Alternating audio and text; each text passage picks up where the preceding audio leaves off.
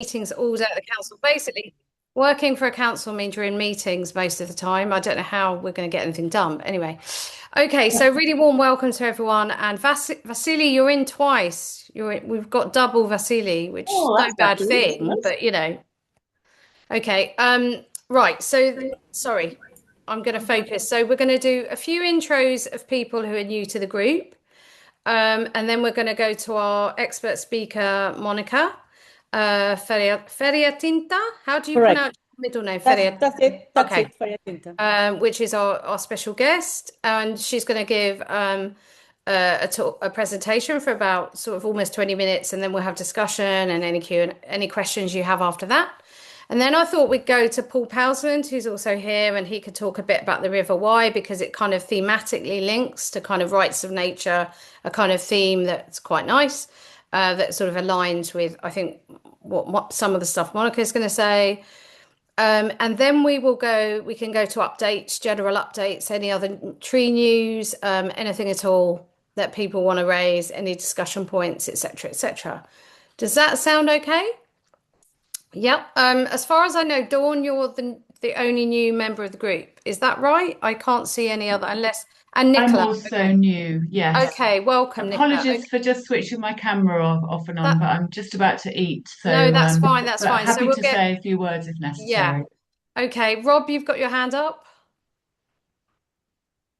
Did you get my email which I sent on the back of your invite to the Zoom meeting Um, I'm not about quite right? I sent an sure. email Okay. about my campaign about coppicing in Okay. Yep, yep. Well, what we'll forest. do is sorry to cut you off. We can do updates because you've been before. The initial Yeah, people speaking will be, but we can get back to updates a bit later in the meeting if that's all right, Rob. Yeah? yeah. The only Okay. thing is, did people get a chance to have a look at the email?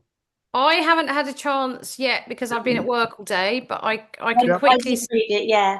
I yeah. didn't send it around, but I read it, yeah. Yeah. Okie doke, great. Okay, so while people are talking, just a general rule which you're all adhering to mostly anyway, turn your mics off. Vasily, you're still in twice, which is no bad thing, but you know, you can have too much of a good thing, so maybe you want to turn off one of your thing. Right.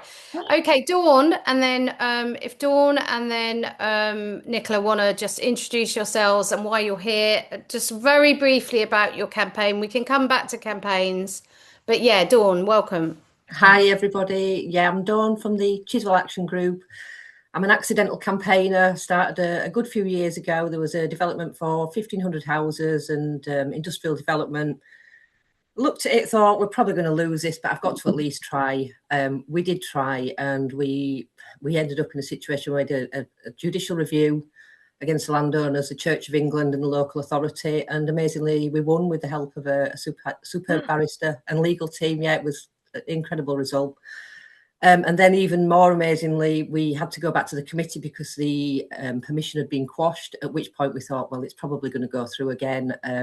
We lobbied all the well, I wouldn't say we lobbied, but we certainly had a lot of conversations and we persuaded the councillors of the points of the case. And again, they then refused permission. So we're in a fantastic place at the moment, but we are waiting for a national planning appeal and further judicial review on a larger part of the site. So I know about you guys because, as Ali said, I attended as part of her training that we were just talking about. I was on there just explaining what I'd been doing. And also to sort of connect the professional side of being an arborist, who were quite often our opposition, who were the people there saying there's nothing to see here.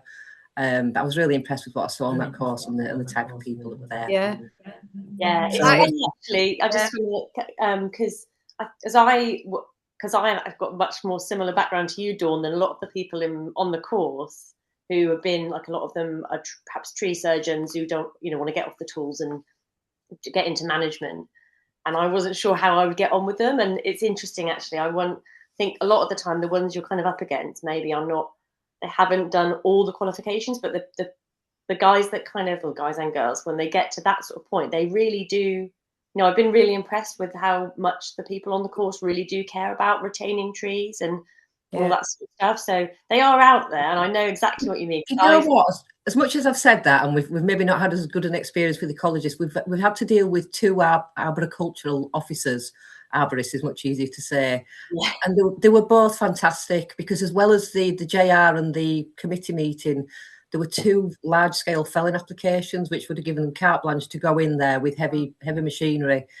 And again, the arborist, when they looked at it on paper, thought, oh, they're just some creaky old woods, doesn't really matter. But when we engaged the community and got everybody to object and to say what it meant to them, the arborists on both times went with us, and they did like a part permission, but very, very small scale, and protected the woods. So yeah, there are definitely some good guys out there. Yeah. Dawn, that's really great. I'd love to come back to you a bit later in the meeting about what your takeaways and what was learned and the effective things that you did. And it just seems to be there are pockets of really good practice, like some councils and tree departments are really responding and using nature as a. So it's like, why is this happening in some places? Why are some JRs successful, or court actions, and why others aren't? And it's a wider discussion, but anything you've learned, it'd be great to impart. I mean, at some point, we'd love to collate a lot of the success stories, a lot of which we don't hear enough of, and all the skills that were employed, all the tactics, all the kind of approaches that would be so useful for other campaign groups, because you start out and you don't know what the hell you're doing half the time. And you're learning about often complex bits of law and complex tree protection law that is kind of, there's not enough of it. And exactly that. Yeah, weak. But yeah, no, I'm so glad to hear that. So we'll come back to you for sure. And I just wanted to go to Nicola, if you wanted to introduce yourself. Where is Chidswell, by the way? Sorry. West Yorkshire. Okay, great. Thank you. Nicola? Oh, hi everyone. I'm Nicola from Greening Windham. So we're a small environmental group who've recently set up a sort of subcommittee for looking after trees. And that was in response to a number of trees that have been removed by our town council. So we're having a lot of issues with the town council. I live in a conservation area. The town itself is a conservation area, and we're sort of encountering a lot of work that's being done on trees which should be protected within the area. So I'm here really to learn from others. A colleague of mine on the group found out about you online, and we thought that we would benefit from hearing about other people's experiences and perhaps get a few tips. So yes, Ali? I just want, why were the trees being removed? Was it various things, or was it it's politics. So it's all about groundsmen who don't have any training. So I think that you understand the rule is that if your tree is more than 7.5 centimeters diameter in a conservation area, you have to get approval to do any work on the tree. And we've been finding that trees have been cut down. And we've, as group, we've employed an arboreal cultural consultant to do a sort of retrospective assessment of some of the trees that the council have chosen to cut down. And it's a bit of a minefield, really, but it actually just comes down to bad management practices and lack of knowledge. And we're finding the response from the council to our questions, they're being very cagey, and it's actually really difficult. So it's more about, I think, people, and firstly, perhaps not knowing what the rules and regulations are, but now that they do know, not wanting to talk to the group about it. So our group is a well-respected group. We've done a lot of different projects within the town, and we've been going for 10 years now. I would say it's only more recently we've taken up an interest in trees. So at risk of going on for too long, I'm going to say that's it from me. Yeah, thank you so much. And also, thank you, Nicola. Utilising, I want to flag this for next meeting, actually, utilising the public duty to consult when felling trees. This new bit of legislation which seems to be being used in a slightly piecemeal manner. It's very hard to get a picture of how is it working at the moment, the public duty to consult when felling trees. Is it being integrated fully into your local council's policy frameworks and approaches? Are they trying to duck duck it and bury their heads in the sand and hope all their residents bury their heads and don't know about it. You know, how is practice rolling out in your local area? I want to really focus. Sorry, can I ask a quick question? This public duty to consult on felling trees, does it apply to town councils or just district and county councils? Because we have 3 councils in our area where I've got 3 tiers at the moment.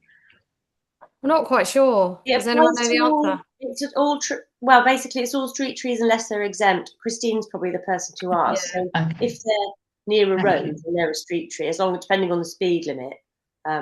Thank Yes, you, street Anne, as trees, well. regardless Thank of you. whether you're in what sort of authority you've got.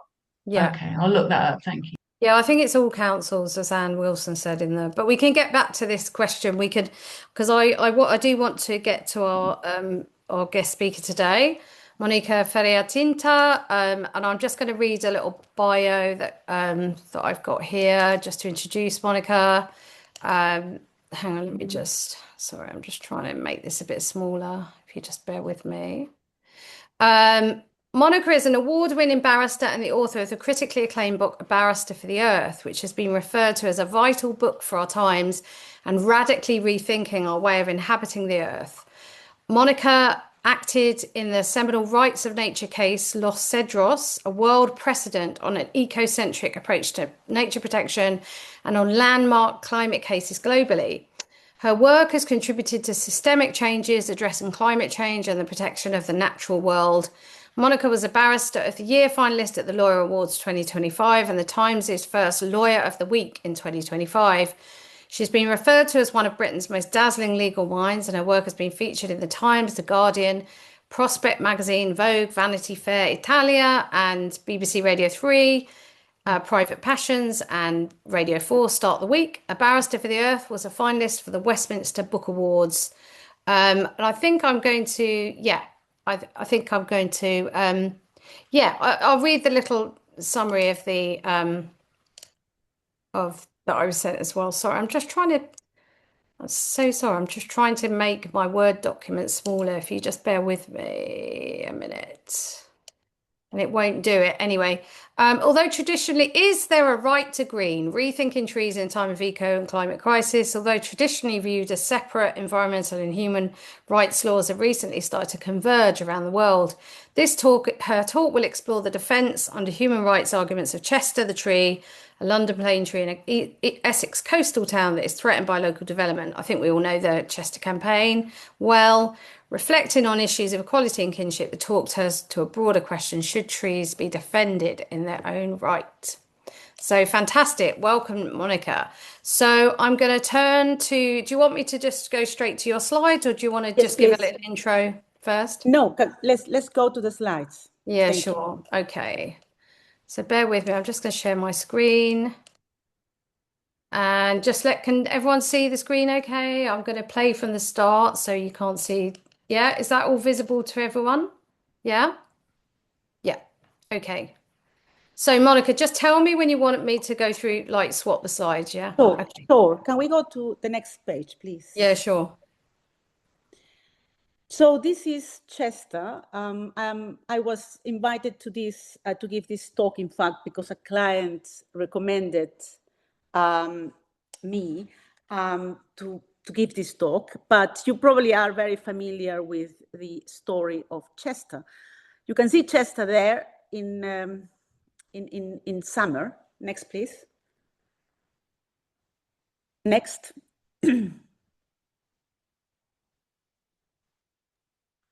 For some reason it doesn't want to move. I'm just going to press escape. Hang on. There you go. Yeah, is that okay? Yes. So Chester this is South End Green, which is in Essex. And you can see in the middle, there is a tree from above. So that's Chester.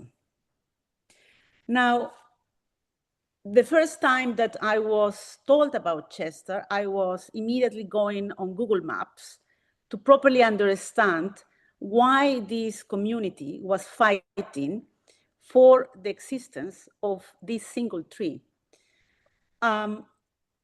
Next, please.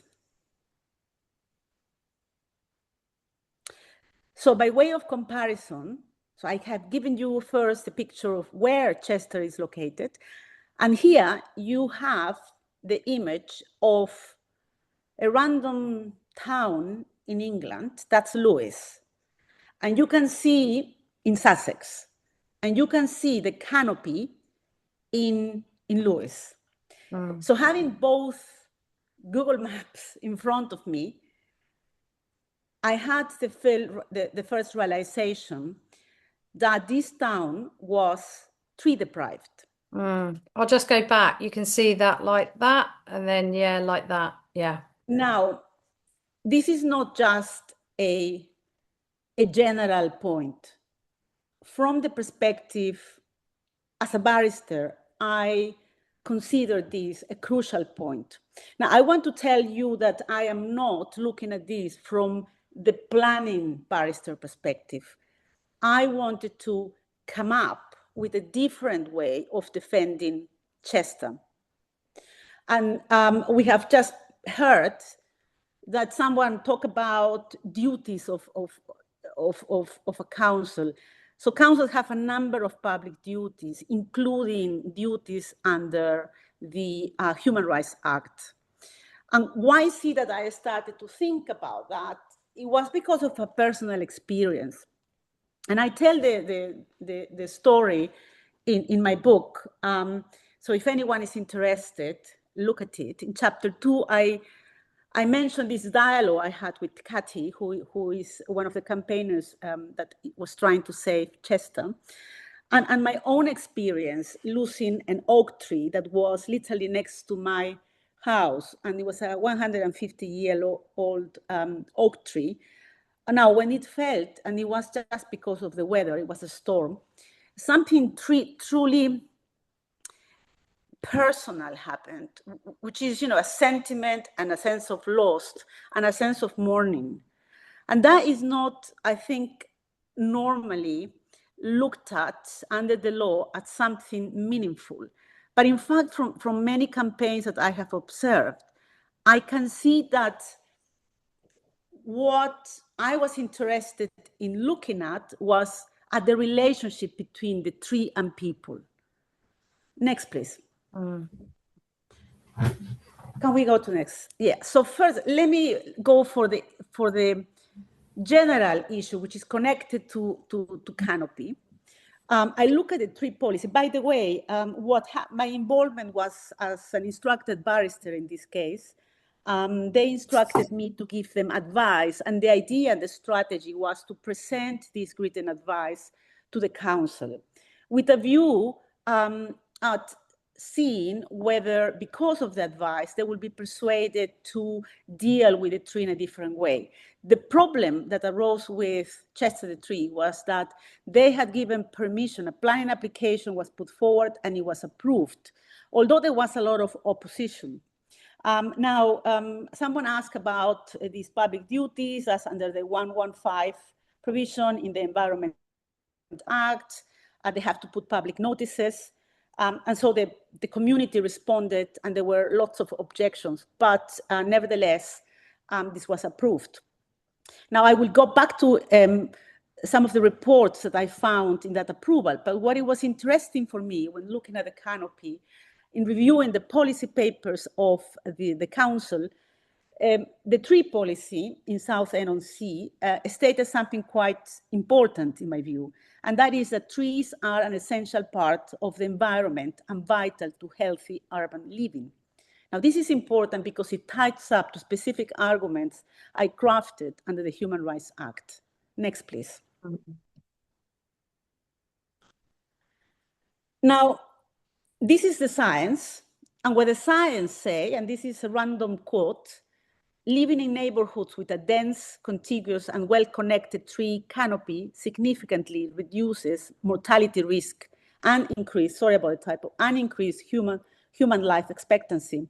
Research links larger, well-arranged tree canopies to fewer premature deaths by lowering urban temperatures, filtering air pollutants, and boosting mental health. So altogether, you can see that there is a correlation between canopy and life expectancy. In fact, I quoted in my advice that we're about in a neighborhood with a good canopy, there is 6 years more life expectancy on the average inhabitant.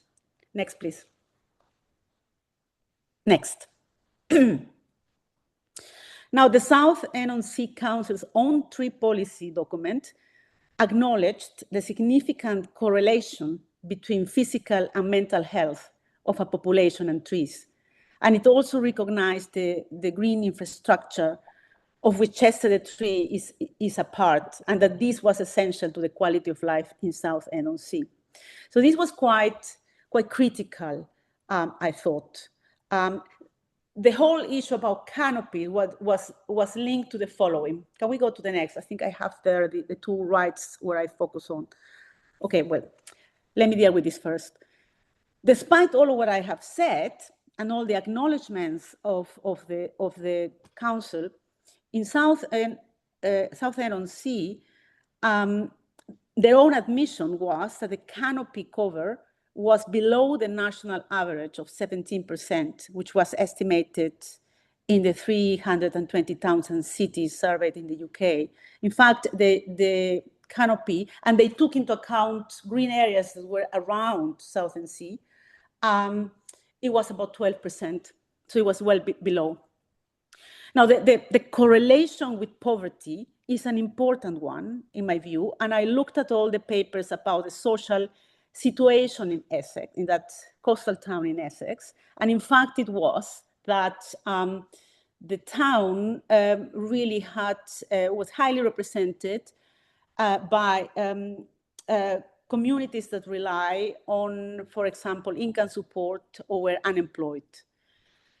So why am I making this emphasis? Because in my experience and what I have seen so far in the UK is that the correlation goes, deprivation, of if you want, of means in a particular council, tree deprivation, nature deprivation. So those who are poorer will suffer more the problem of being deprived from nature. Next, please. And this was for me an important point to make in defending Chester when looking at it from the rights of the community.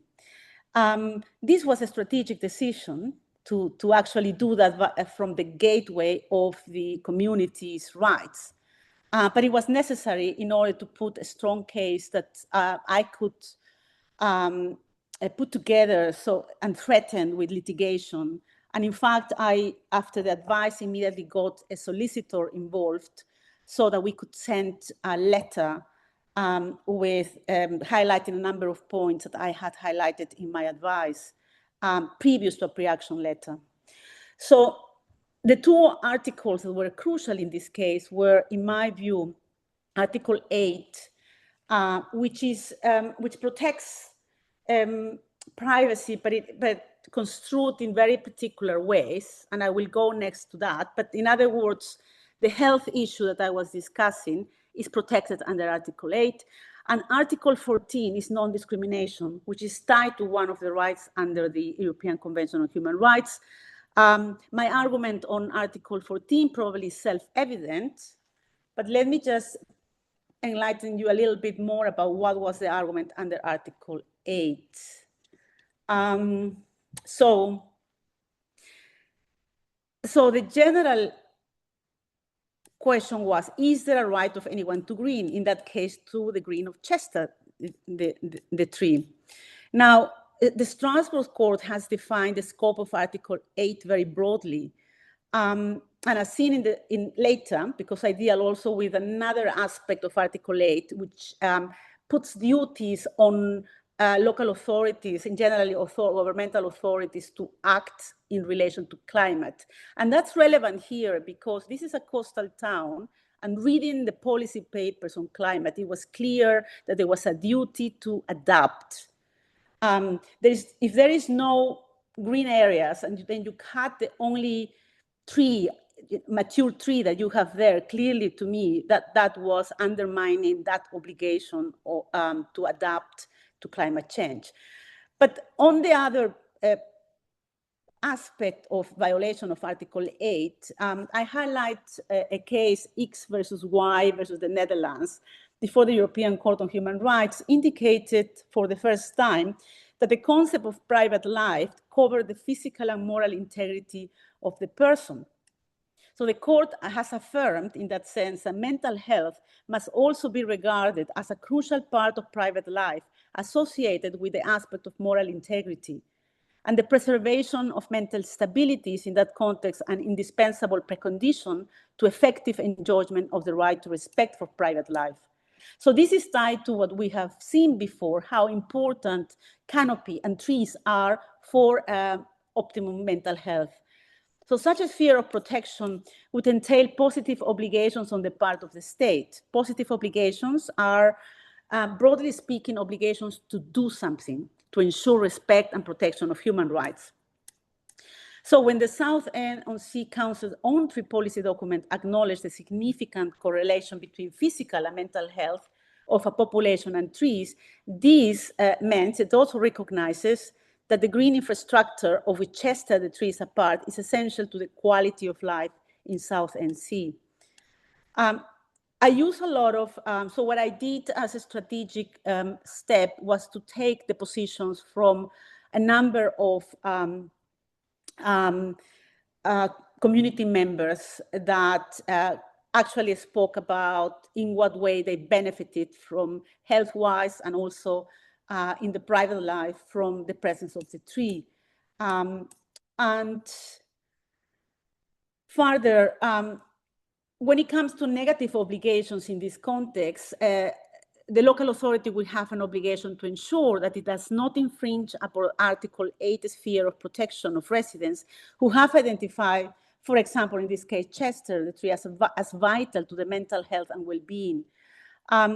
So any interference would have to be lawful, which would have mean that it's in accordance with the law. And this will be necessarily, for example, in the case of Chester, that meant there was a report that had been done before they consider whether the tree should be cut down. And the report said, pointed out different ways of how the tree could be saved. So there was going to be a development just next to Chester, and it was a high, I think, 6-story level, and they wanted the tree to go. But there had been a number of possibilities identified because the tree was actually not sick or not dangerous. There was no problems concerning safety. So it was really just about the developer wanting to have it cut down. And in the report, they gave options to the council. Nevertheless, the council chose to go for the easiest one, which was to cut down the tree. So they had the obligation to look at alternative ways, and they didn't do it. So we pointed out that. And that would have also gone against Article 8, as I said, obligations. Now, there is a second aspect that for me was quite important as well. Perhaps Chester the tree was not the best example for that. I have seen better examples, and I will be very keen in arguing this if I were to find the right type of tree in that context. But because this tree was in the high road, I mean, in a way, it was in a very broad road. There were no houses really next to it. But I have seen many other cases where there is a relationship that develops between a tree and a human being. So that is the question, whether that relationship could potentially be also protected by Article 8. I would argue that yes. But for the sake of moving on, I want to move on to other aspects, which is, apart from the discrimination point, which I had already more or less given you a sense of, it was also the climate aspects.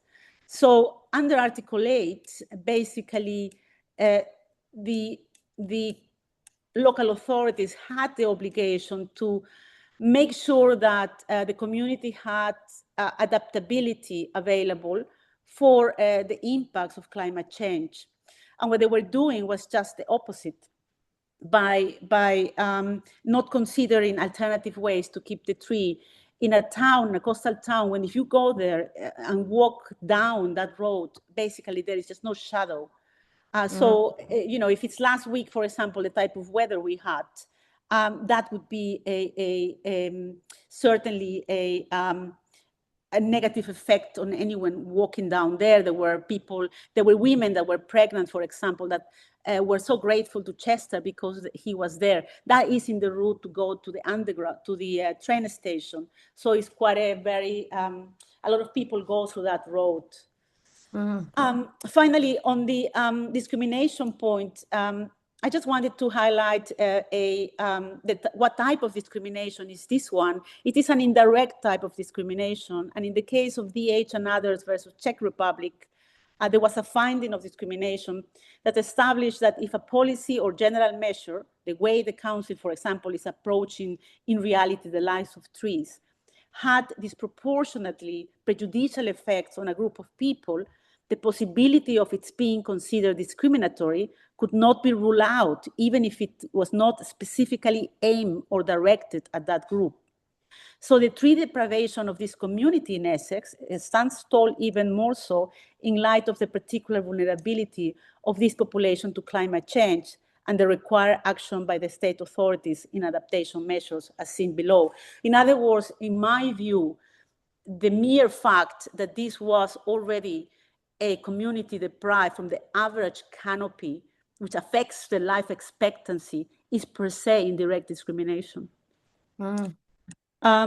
So let's go to the next one, please. Well, on the climate thing, maybe just highlight that the case that has specified all the obligations on the states comes from the case of Klimaserionin in Schweiz and others versus Switzerland. And that, I think, is really changes the whole game right now when it comes to trees. And I think that we may see in the right cases good arguments about protection of trees in the context of climate change. Okay, let's go to the next one, please. Oh, well, maybe, well, that quote, can we just go back? Sorry, that quote is important. This meeting is being recorded. This is so this is the disparity. I made a point about the disparity between the average canopy cover in England and the one in South End on Sea. And in particular, if one is to take into account the very assertions by the council tying trees as essential to healthy urban living, so their own words, this differential treatment is affecting protected rights under Article 8 of the Convention. Next, please. Next. I want to pause there. I mean, this has been the whole argumentation considering human beings. And I have tried to go also to an extent to the protection of the relationship between trees and human beings. This Article 8 has protected other types of relationships, like family relationships. And when we talk about family, it has even gone farther, not necessarily blood family, but it could be also friends that perform similar roles than family, so close. It is a very subjective test. But why does it has to be only human life? So it could be an important relationship. What is protected is a relationship. It could be the natural world. And I think it hasn't been tested yet because I just came up with that. But I have lived that myself with the example of my oak tree. I know how deep that affects people. And therefore, I think it is arguable. In the context where Strasbourg is seeing more and more cases of the relationship between environment and human rights, I think that is something I will be very happy to argue. Next, I want just to stop with the question, should trees be defended in their own right? And I think that's the paradigm that we hopefully will get one day to.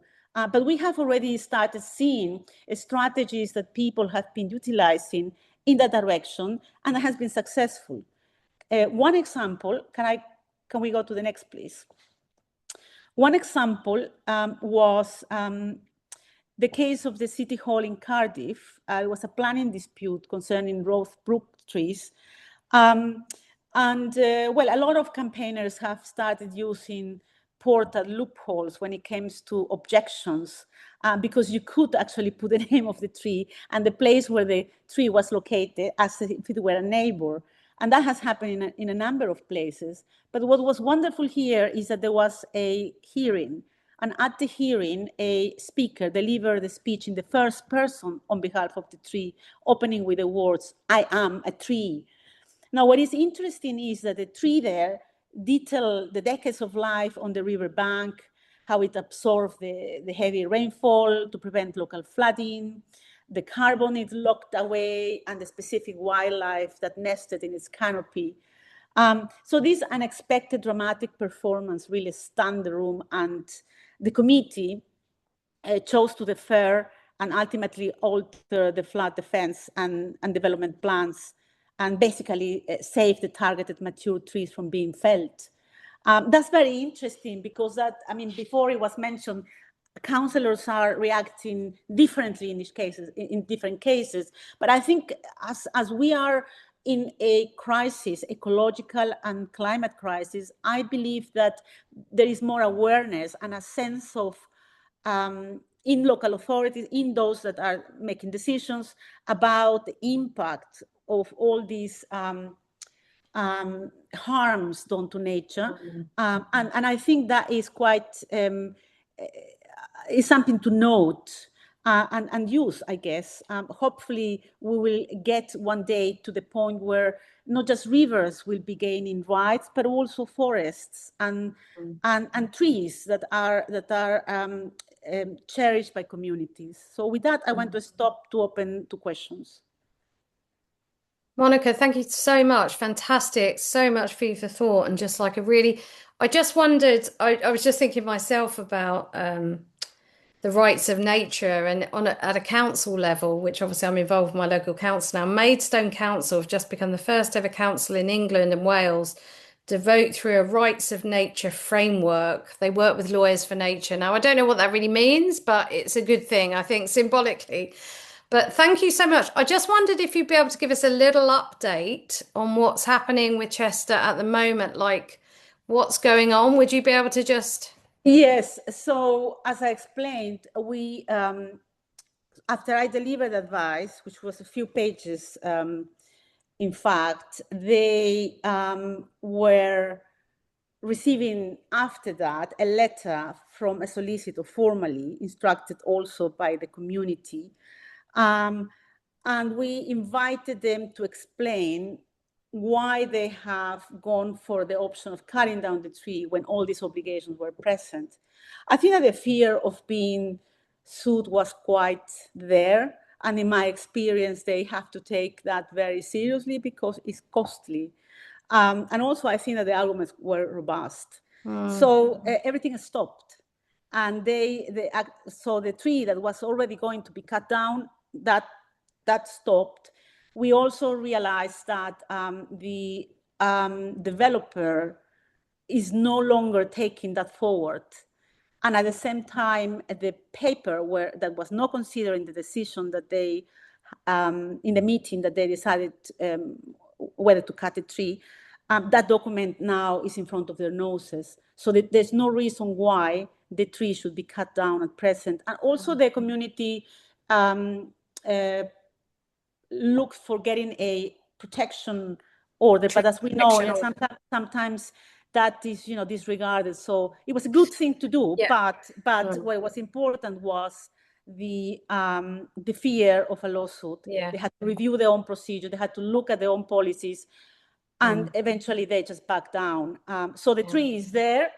Hopefully it's safe. Hopefully it's safe. I think, well, if they decide to go ahead, then a letter before claim. Yeah, sure. Yeah.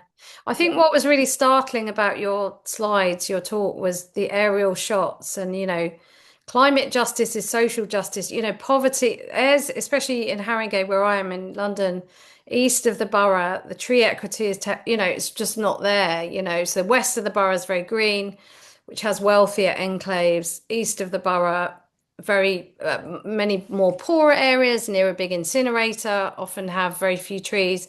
So the whole thing of tree equity and it was very starkly shown and also while you were talking, I was also thinking about the relationship between developers and planners, like at council level, like the relationship there is, I believe, often a little too chummy and close. And I don't really know what's going on there, but I'm hoping to find out more now I'm inside the council. Anyway, I'm now going to open the floor to questions and anything at all, observations. And I know probably Paul Powsland at some point will want to come in because I know he'll want to talk about the River Wye. Hang on, the River Wye, not the River Wye. Is it the River Wye? Yeah, River Wye. So Okay. Can I say something about the discrimination point? Yeah. So that has not been tested in this. You see, what happens often with lawyers is that they work in silos. So those working on planning just look at the little planning. Nobody likes to think, taking into account legislation they may not be familiar with. And I think to an extent that can be problematic. I think it's good to have a little bit more creative approach. So, but I think that it would work, because I think one of the strongest points here was a discrimination point, as much as the lack of proper planning procedures, how they follow that. Yeah. So I think that what we probably are hoping, or I hope, is that there is a good test case that comes up on the discrimination point. But I have given you an example of that. And I thought that this was just perfect to show that, because I think that inequality, which is indirect discrimination, has just, we are blinded to that here. And for me, it was just, nobody told me to look at that from that perspective, the Google map, but it just came from my training as a human rights specialist. Absolutely. So, yeah. Ali, would you like to come in? Hi, yeah, thanks, Monica. That was really good. Really enjoyed it. You said you sent like a pre-app letter to the council after your advice. Were there any points that, other than discrimination, that you think that you could have worked with a JR on, or was it just the discrimination? It was not just discrimination. It was bunch. I mean, as I said, there were Article 8 and Article. Sorry, I mean, like on the planning application, had they followed the process, and were all the reports in the planning application correct and all that, or were there? No, it wasn't. So that was as well obviously picked up. As I said, they had the obligation to consider alternative ways to deal with the tree before they decided to cut it off. Yeah, but they did.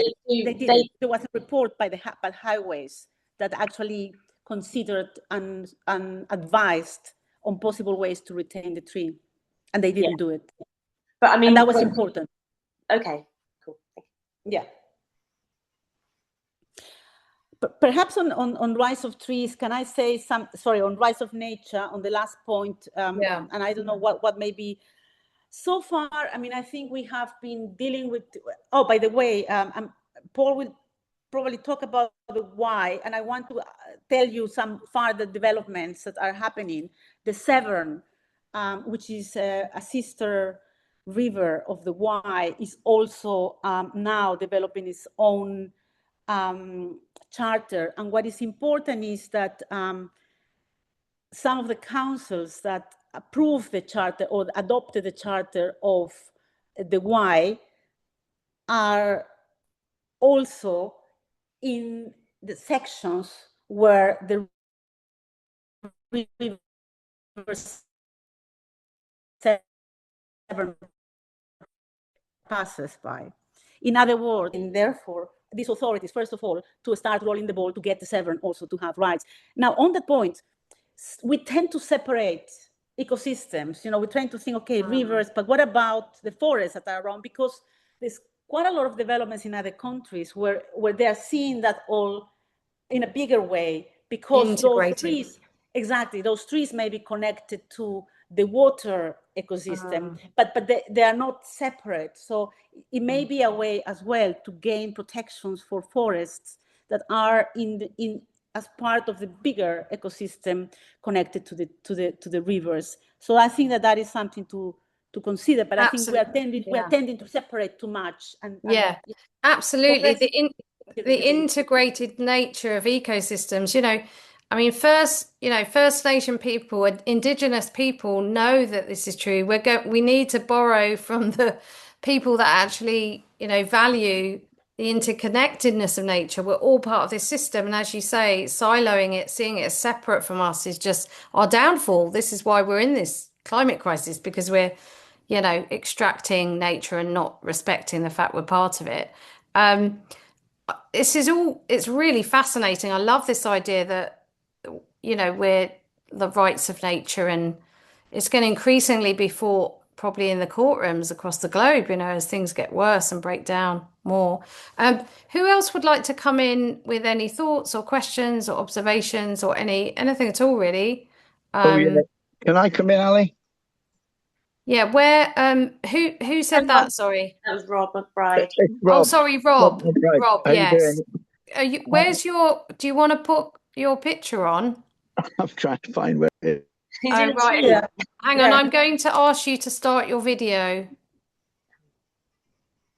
The fence at the moment. So, yeah. Hi, Monica. That was great. That was Hi. a lot of useful information there. Fantastic, really.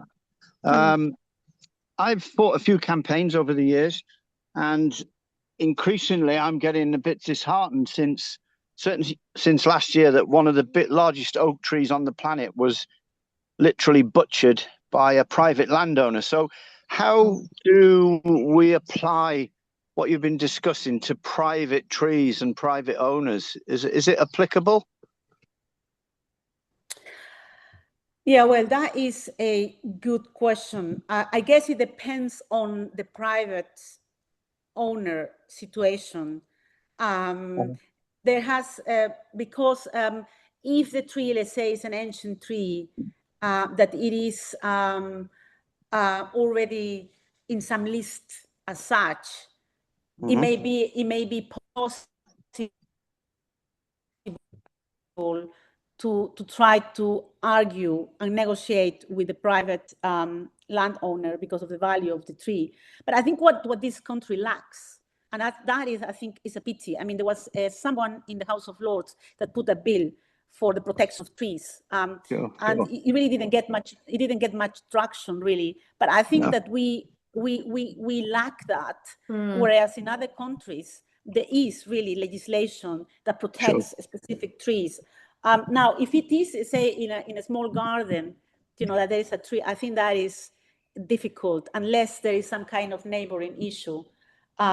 So far, what I was talking about applied more to trees in public spaces and where there were, in fact, local authorities' obligations. But when it comes, let's say, to big estates, I don't know. I will have to think carefully about how one could argue, say that does that give, for example, a private owner the right to chop an entire forest? I don't know.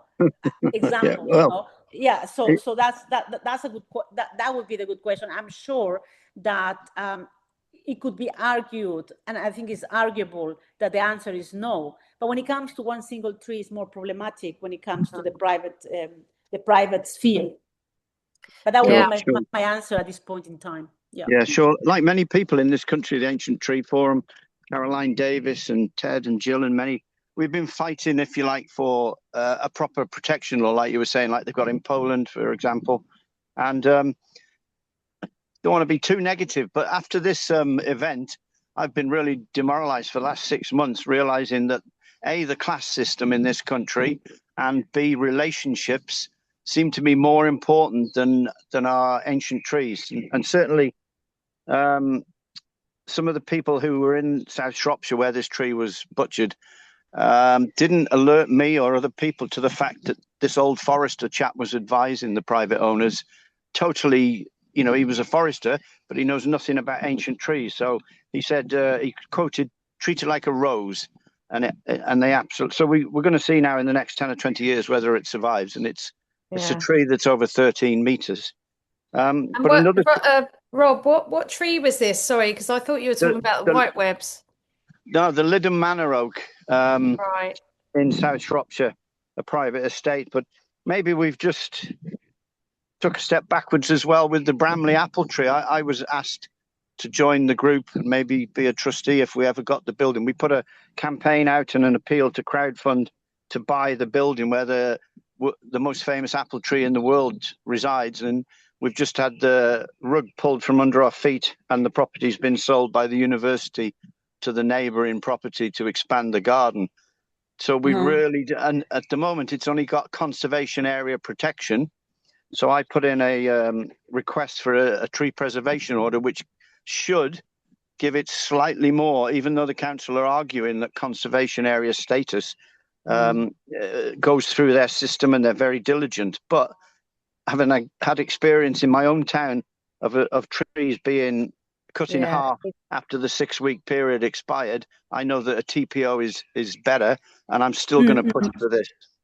Absolutely. Can I ask you something? How did you know about these trees? So if they were in private, how did you know about the trees? Well, it's the Bramley apple tree, so it's the mother of all Bramley apples around the world. Millions of apples have come, and trees have come from this one tree. So it's a very famous tree. It was one of the Queen's 50 trees for a golden jubilee, I think, a few years back. And the university acquired the property, and we're going to be the guardians of the tree. It's now got honey fungus, but they don't know which variety, if you like, a species of honey fungus. They couldn't give me that information. And all the alarm bells were ringing for us that if the wrong person bought the property, that it could just be taken out under the loopholes in our rubbish tree protection laws in this country. Yeah, we need to get. Has a really excellent ARB gone to see, been asked to visit, or can we arrange a visit for an excellent arboriculturalist, a really respected one, to go along and assess the tree independently? They haven't told me who's assessed it, but it's a private tree. So, yeah, this is the difficulty. When they say they've had a report done, I had one cut down here, a 250-year-old oak tree, by a farmer who bought the new field. There was nothing wrong with the tree; it just fell out with the person because it was next to a footpath. And they said, "Oh, we've had reports done," and Shropshire Council said they've had reports done.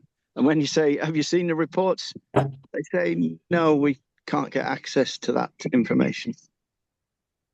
So the laws are, we know the laws are rubbish in this country. Yeah. I mean, we say we love nature in this country, but I feel increasingly there's a kind of real pervasive sort of ignorance about trees and natural, infrastructure like green amenity and whatever you want to call it. I don't know quite what's happened educational wise, but to British people, but obviously we all love trees and we know the importance of trees, but there are many, many people out there that are pattying over their gardens and felling huge trees in their gardens. Apparently ARBs have told me this is this is the elephant in the room. It's not even the elephant in the room, that people are just felling huge trees all over the country in their gardens. Like, they just don't understand how important the trees are, for their health, at the very least, their health. For sure. I think Sheffield obviously raised the profile of urban street trees and tree equity that came along after with the Woodland Trust. So that's done a lot to raise but even now I'm fighting a development for an Aldi in my town. It's a small town and we've got a big Tesco. And most people, when I put on the community page that we're going to lose countryside, they've already taken a 200-year-old tree out in preparation 2 years ago. People say, well, I won't have to travel 8 miles to an Aldi. So it's very difficult to get over that mentality. Yeah. I'm just going to bring in, I think Rob's been waiting for a little while, then Sandra. Yeah, Rob? Yes, thanks. Sorry, two things very quickly.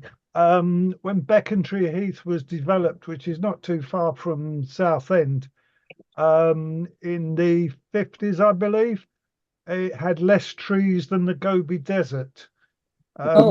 Southend is sort of following along the same lines, and Southend is part of an Essex ecosystem, which isn't necessarily a great ecosystem for a lot of large trees. It's a lot of flat, open countryside with fens and open land and that sort of thing. But it is very disappointing that a community like Southend, with the people that live in Southend, haven't got it together to say that there needs to be a few more trees.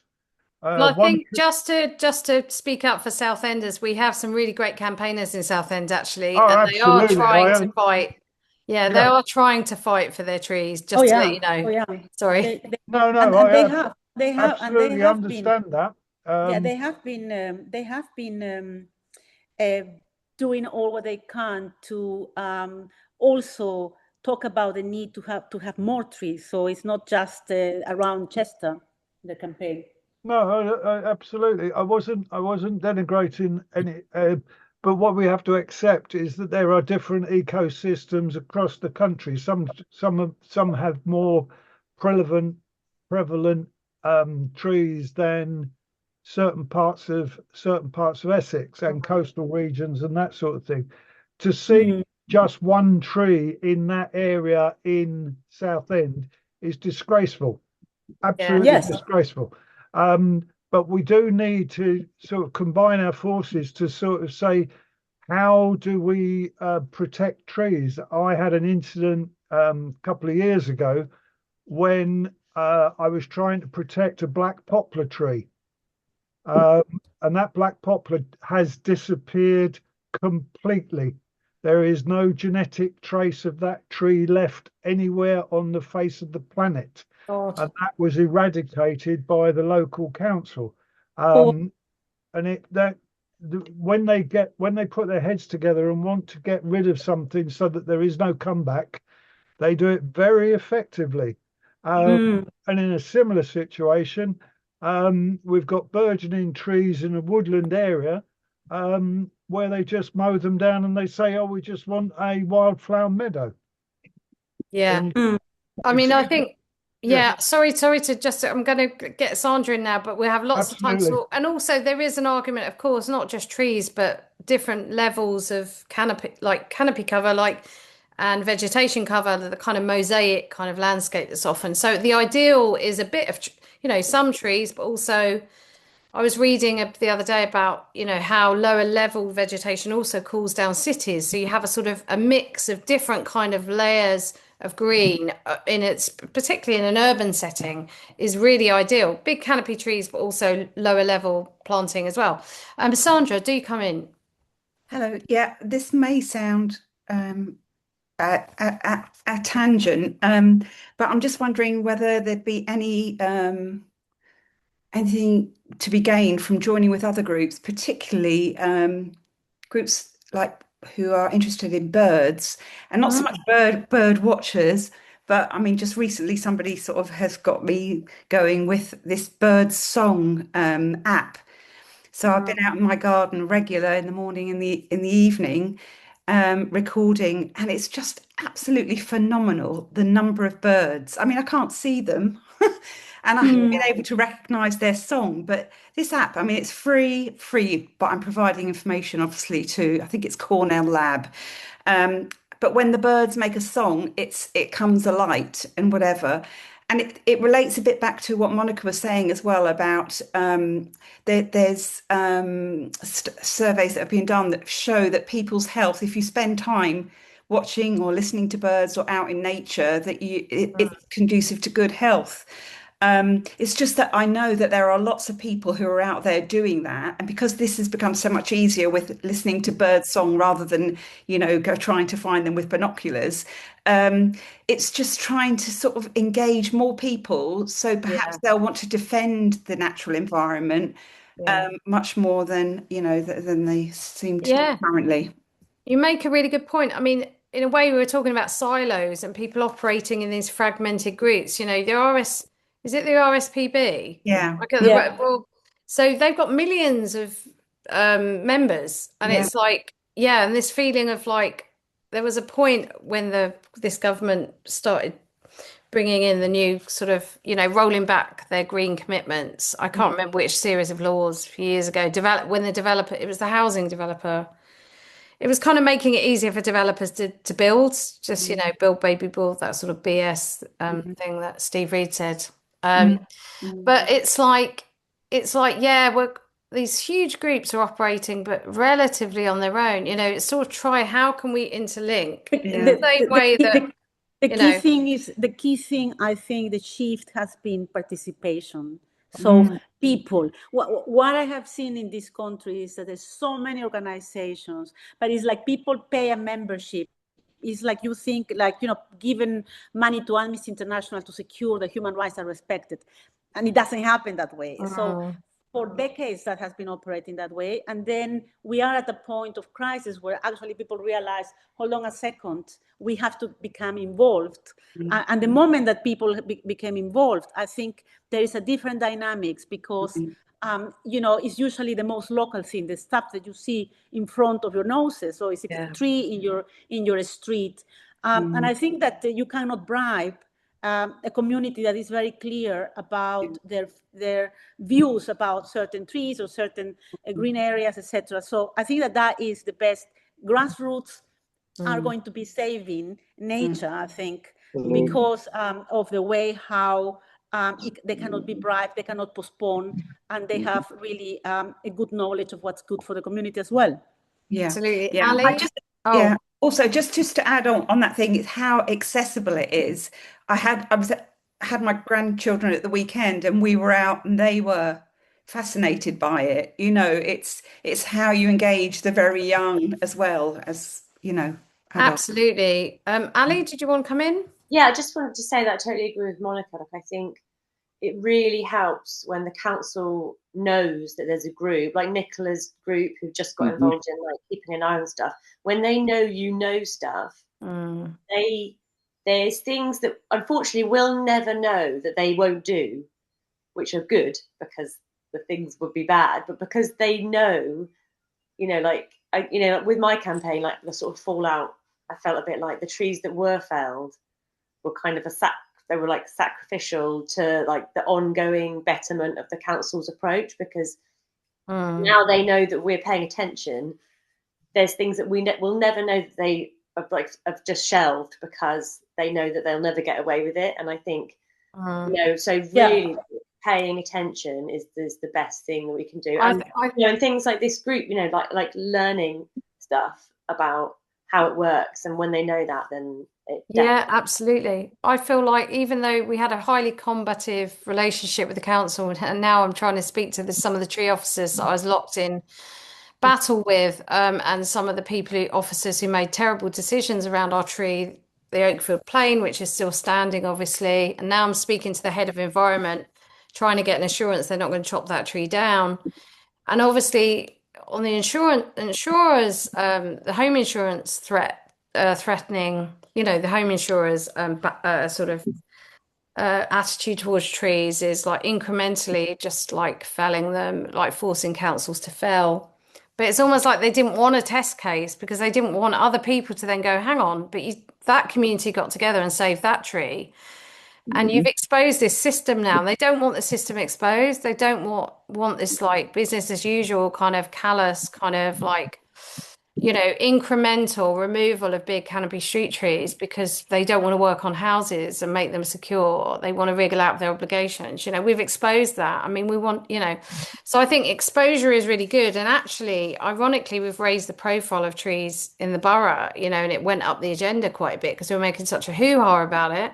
So as Ali says, like, even if ultimately you may lose a couple of battles or maybe quite a lot of battles, ultimately you're raising the issue, the profile of trees. You're raising the alarm on this subject, which, And we have Google Maps. We have aerial shots of cities now. We have images that we can use that show the reality of what we're losing. Did anyone else want to come in and just like ask a question or respond to Dawn? Sorry. That's okay. It's just going on from what Sandra was saying about the Merlin app. We discovered one called iNaturalist. So it's one where you can go out, take photographs, put it into the app, and it'll give you an ID, but it's also a great way of collecting evidence.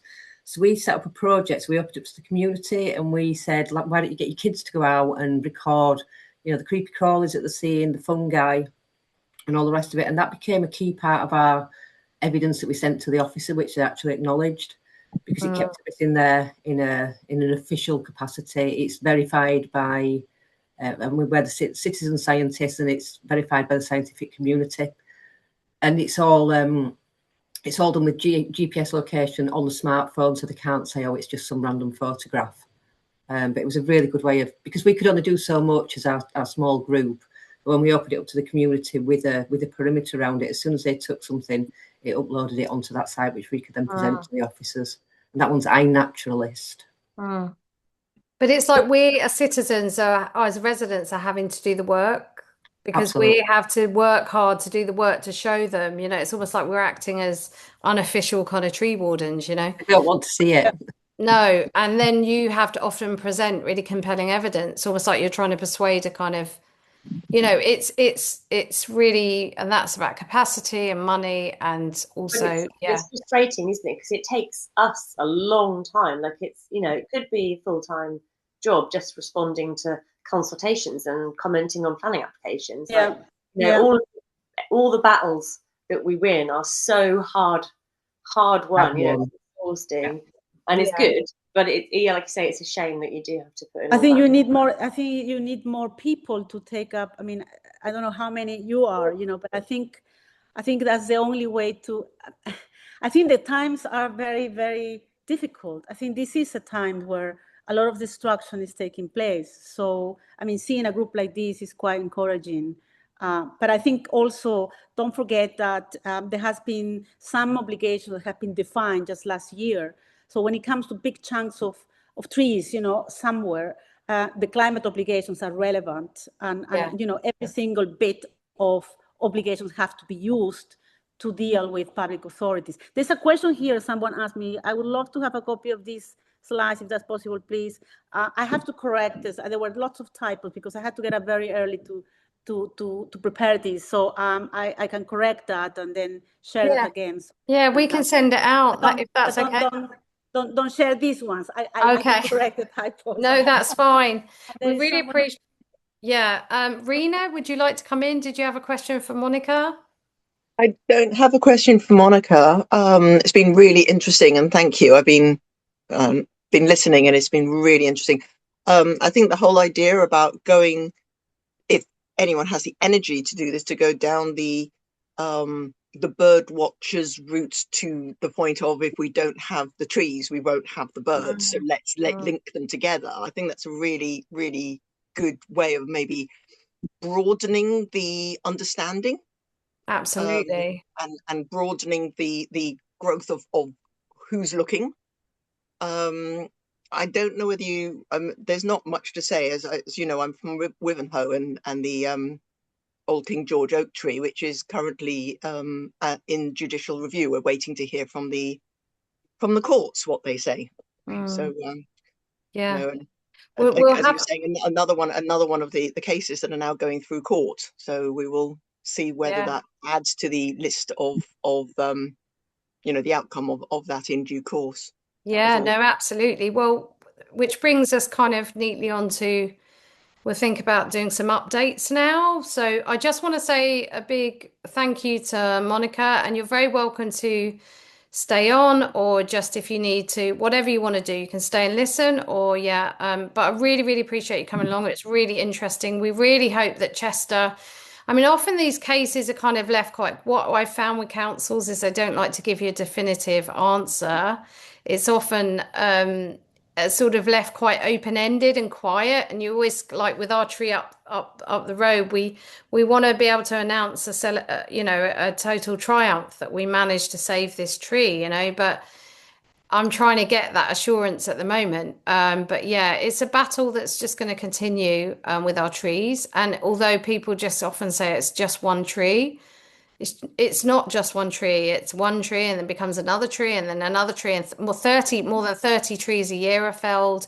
Completely healthy big canopy trees are felled in Haringey. That's just one borough a year. And if you add that up over 5 years, and then borough by borough, 34 boroughs in London, how many trees we're losing, the numbers are just, I believe the numbers are higher. So Gio, I think that two things there.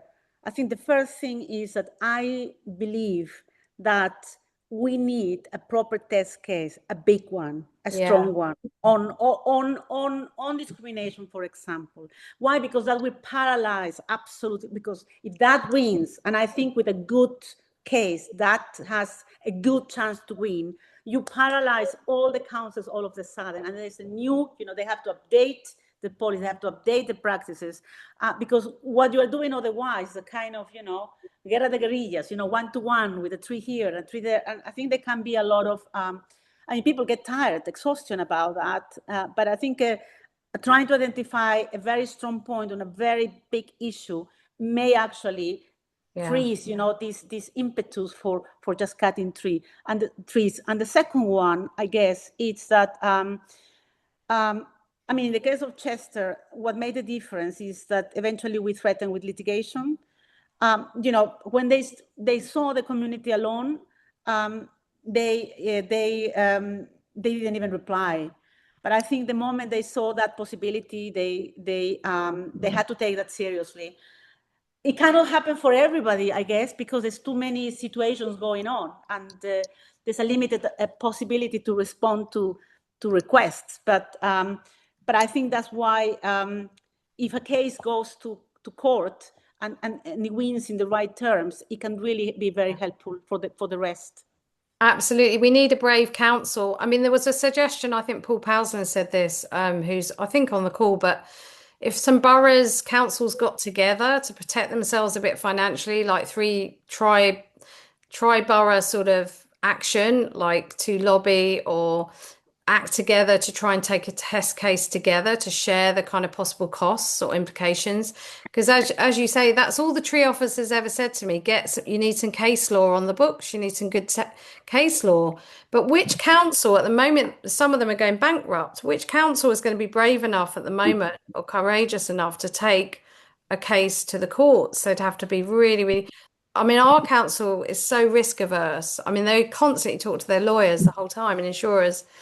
Marion had a good question in the chat, like what would a good tree test case look like? Like what an example, like let's talk hypothetically, what could that look like? Is that, Marion, is that fair? Do you want to just ask your question in your own words? I can't see it in the chat anymore for some reason. It was just, I'm hearing your strong appeal, Monica, for there being a good test case, but I'd really like to know what ingredients would constitute a good test case, because there must be loads of cases around the country, and between all of us, I'm sure we'd be able to identify something that might. I was just listening to Gio, where she's talking about a council taking a case, but I suppose my own experience is that more communities have taken a case against councils. So. Exactly. There are two types. I'm thinking, in fact, three types. I'm thinking it would be interesting to have a climate case on the basis just of, a local council wanting to cut a certain amount of trees. There's some stories already here that how many trees have been cut here and there. So that would be. But bringing that and the Human Rights Act focusing on climate obligations and how that will be a violation of climate obligations, and obviously it will be important that that area does need adaptation, for example, so elements that could be helpful in that sense. But I think a climate case relating to trees could be important. The second one could be a discrimination case, which brings the whole point of, rich areas have lots of trees, poor area or deprived areas, people on income support, minorities, etc., are more tree deprived. And then on top, they continue cutting mature trees in those areas. That is also, in my view, a good case. And finally, at the macro level, if it happens in London, something that I think it would be quite important, because there has been quite a lot of cases seen in isolation. If it could be like one single authority that has the power to decide, I think in London that is the case, that is cutting here and in one area and then another area. At the end, if you see the cumulative impact of the cutting trees in different areas or destroying areas where you have woodlands and for, projects, expanding, all kind of projects, sports projects and others. Altogether, I think also has a good chance to win when it comes to cumulative impact of this destruction of trees. So I would imagine that those three type of cases could be important. So this is not on just pure planning basis. This is actually using other type of law. But the community, the impact assessments now have to take into account also climate obligations. So, yeah, you know, a good case like that can paralyze because nobody looks at the cumulative impact. In London, you know, how many areas are being right now under threat? There's no one single case that looks at the cumulative impact. yeah. Thank you so much. I'm just going to bring in Paul Powson because he's obviously a barrister as well for nature. And sorry, Rob, I'm aware you're waiting, but I'm just going to bring in Paul first, if that's okay. Hello, can you hear me? Yeah. I would say Oh, your sound, Paul, your sound is not great. Oh, damn. Maybe turn off your video. There's no signal in the marsh. Yeah, I'll try that. Okay. I've always also have trouble with signals. Can you hear me now? Yeah, that's better. Yeah. I think you're also It's in going in and out of it, twice. isn't it? Yeah. Am I in twice? Well, I can see Paul, unless there's two Pauls. Maybe there's another Paul.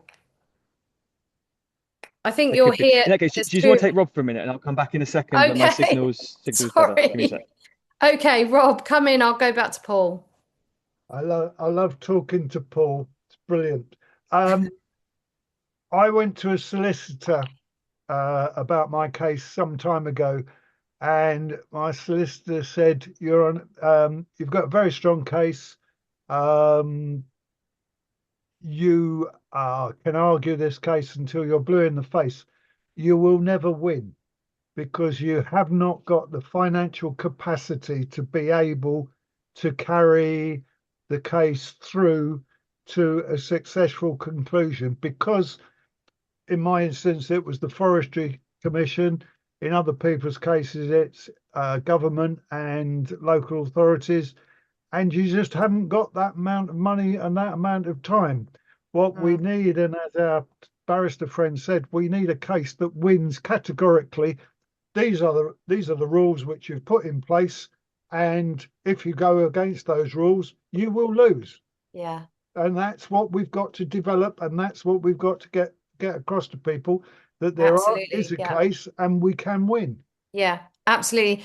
And I think we've become a country just basically too craven to to the market, too craven to businesses, too craven to developers. And that's a culture change as well. So yeah, anyway, Paul, do you want to come in? Am I better now? Yeah, you are. I've connected to my marsh Wi-Fi.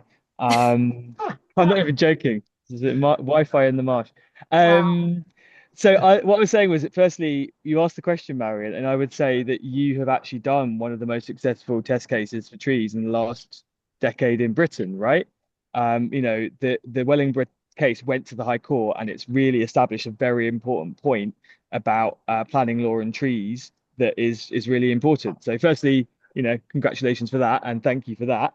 But also, I think that illustrates the point here that I think contrary to, or sort of, and say contrary to that, so sound I'm against, but I don't think it's right to say that we can have one test case that's magically going to solve everything for trees. The legal points are so complicated that actually, or not so complicated, there's so many of them that we need to have lots of different test cases on all the different points. So all the different human rights ones that Monica's mentioned, but also some perhaps quite annoying and fiddly little bits of planning law, like the Wellingborough one, also a test case about insurance and trees that Gio mentioned. There are probably going to be somewhere between 10 and 30 different test cases that could be done for trees in this country, which I know isn't the kind of magic bullet that everyone wants, but it's probably the reality.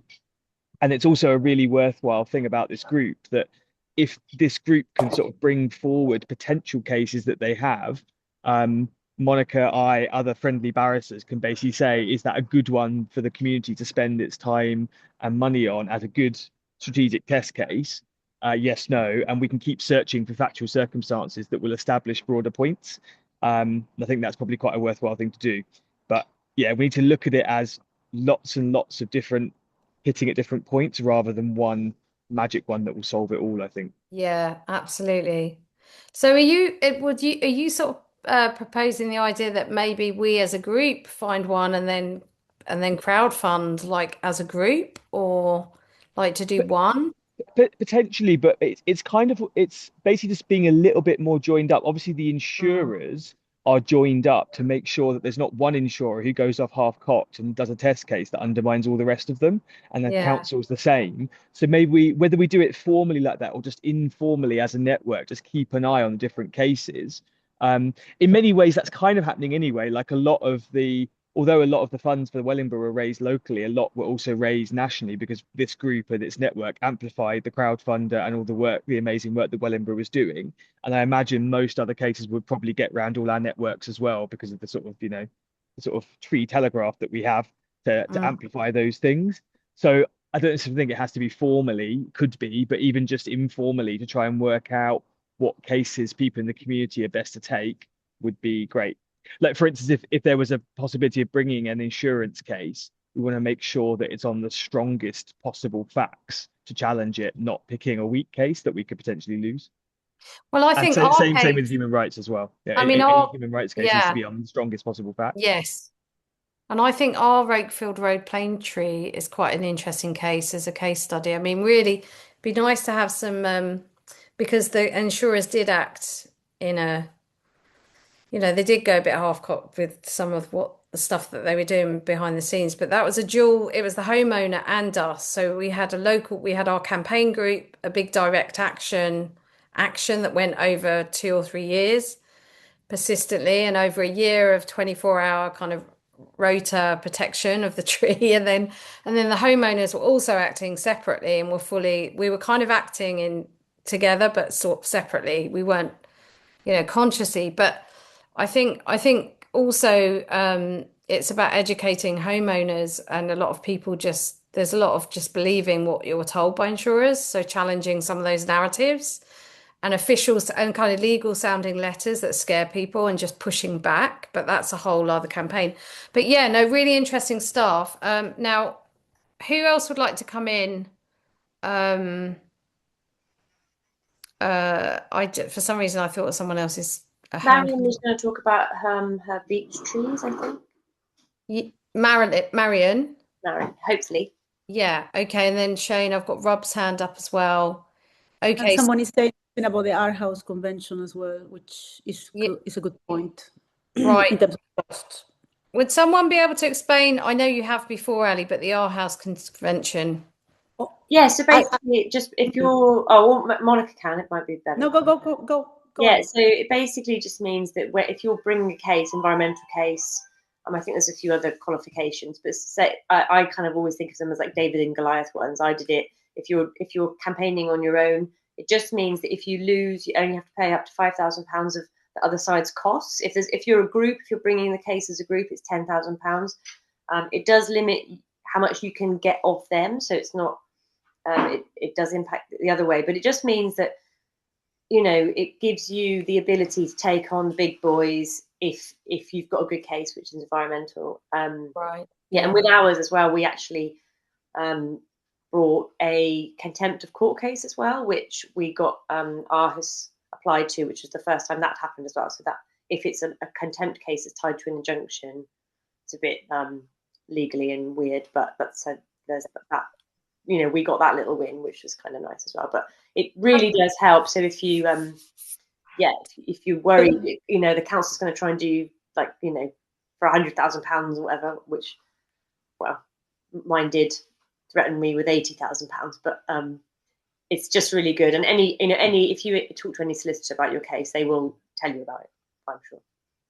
I agree. I think the only thing to bear in mind is that you will have to disclose your earnings to make that. Absolutely. Luckily, I earn very little, so we have to be transparent about that. And on the other side, if it's I don't know, insurance company or if it's a local authority, probably it's capped at £30,000. So I think it's 35 now. I think you get 35, but yeah, it's not a lot. Basically. So it's not a lot, but you don't have the kind of risks you would have otherwise if you lose, which is I think the point that Ali is making, and it is I think quite quite key when it comes to challenge anything. Yeah. Yes. And then presumably councils aren't protected in that same way though. Like, so if a council challenged an insurance claim against a tree and took them to court, would they have any degree of protection? That's a good question. I've never acted for counsel against a private company. It should be possible. It should be possible to apply as well, because it is any environmental case. I mean, if it's an environmental matter, you can bring it within. It can be brought within the Aarhus Convention. Because what I understood was there was an article that was elided out of some kind of legal. And can you remember? Is it Article 12 or 13? Do you remember? The campaigner raised. I can't remember her name. Yeah. I looked into that, and it wasn't quite as magnificent, I think, as we hoped. Oh, really? We'll have to talk about this, because I've asserted this in a tree policy document that councils used to be protected more against liability, their liability against, so costs of, it used to protect councils more. But you're not saying it. You're saying it's not that straightforward. I remember. I think it was only in certain cases. It wasn't like a blanket. Okay. So yeah. Anyway, I'm going to bring in Rob, who's been waiting, then Shane, and then Paul again. Rob. Right. What I wanted to do was, I think this is the opportunity that I need to take, is that I was watching a Country File program at the weekend, and I was absolutely disgusted with it, because the Forestry Commission, Forestry England, were promoting mountain biking and rural exploits in woodlands, and they don't do it. There are no people working in Forestry England woodlands that are actually making any sort of money out of the issue. At the same time, you've got on the BBC and on news programmes people saying that there were no job opportunities for young people in the community. Now, the Forestry England and other institutions, local authorities, and that sort of thing, they don't pay money for people to manage woodland. They rely on volunteers, and volunteers getting paid by their companies, and there is no opportunity for people to develop skills which would enable them to develop a profession in managing woodland. And that's what we're talking about. We're talking about protecting trees, understanding the environment and everything that connects to. I've got connections in Haringey, where trees are being, people do not understand what they're sitting in. They really do not understand what is surrounding them.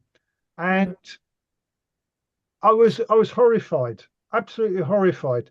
I've spoken to Paul Powsland some years ago about how we address this issue with people controlling the management of woodland areas to their own devices. It's ridiculous. Rob. Very, very quickly. Just going to get you to your point. I mean, you're raising all good points, but I'd just like to slightly streamline you. Yeah, I absolutely understand that. And as I said, I have sent you an email.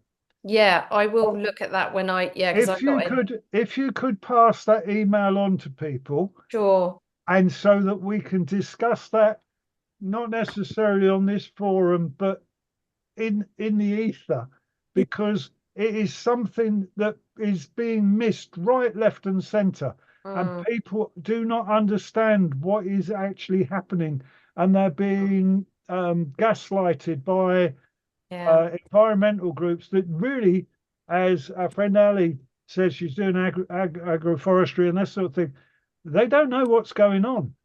Yeah, no, I agree. Arboriculturists do not understand what they are doing and how they are controlling it. I had a situation recently where a I'm gonna, council mowed 1,000 trees into the ground. That yeah, was me. Look at my email, get back to me, and we'll absolutely, discuss Rob. it further. I'm just gonna say bye-bye to Monica. Thank you so much. Thank you, Just wanted to Monica. say bye because Monica has to leave now. Thank you. Thanks a Thank you, million. Great to Monica. That see was you. great. Yeah, stay in Bye. touch. Thank you so Bye. much. Bye. Yeah. Brilliant. Yeah, no, I agree. And I think forestry, the whole forestry commit and the whole forestry, canopy is just a whole other area we could get into, and just the way that, I mean, I know where my mum lives near Whinlatter in the North Lakes near Penrith, Keswick. Well, Cockermouth is her local village, but yeah, the bikes going through the forest and the forest tracks. Yeah, and I think the whole thing in the Lake District about allowing quad bikes in parts of the anyway, it's a whole other very very disturbing kind of area. That's yeah. Shane, I'm going to bring you in, and then Marion again. Shane, how are you doing? Yeah, I'm good, thank you. I'm going to be relatively brief. It's just an update, just with my whole kind of tree update in Birmingham. As some of you will know, if you've been on for the last few meetings, I've raised some concerns about felling of trees by contractor on behalf of Birmingham City Council, and we've lost quite a few of our street trees, depending on which road you're in and which area. I had a freedom of information request for a few streets to begin with. And when I raised concerns about that, that did result in some of the trees not being felled. But as some of you know, there are some streets that had 10, 15 trees felled. And I put a freedom of information request in about 8 weeks ago for 5 or 6 streets where there were a significant number of fellings. And after 2 weeks, they told me it's going to take longer. After 2 weeks, it's going to take me longer. And then after about 6 to 8 weeks today, I got an email from them to say that, unfortunately, it's going to take 25 hours to extract these photographs, and we can't do it because it's going to cost £595. So can we give you some information without the photographs? So kind of back to square one with that.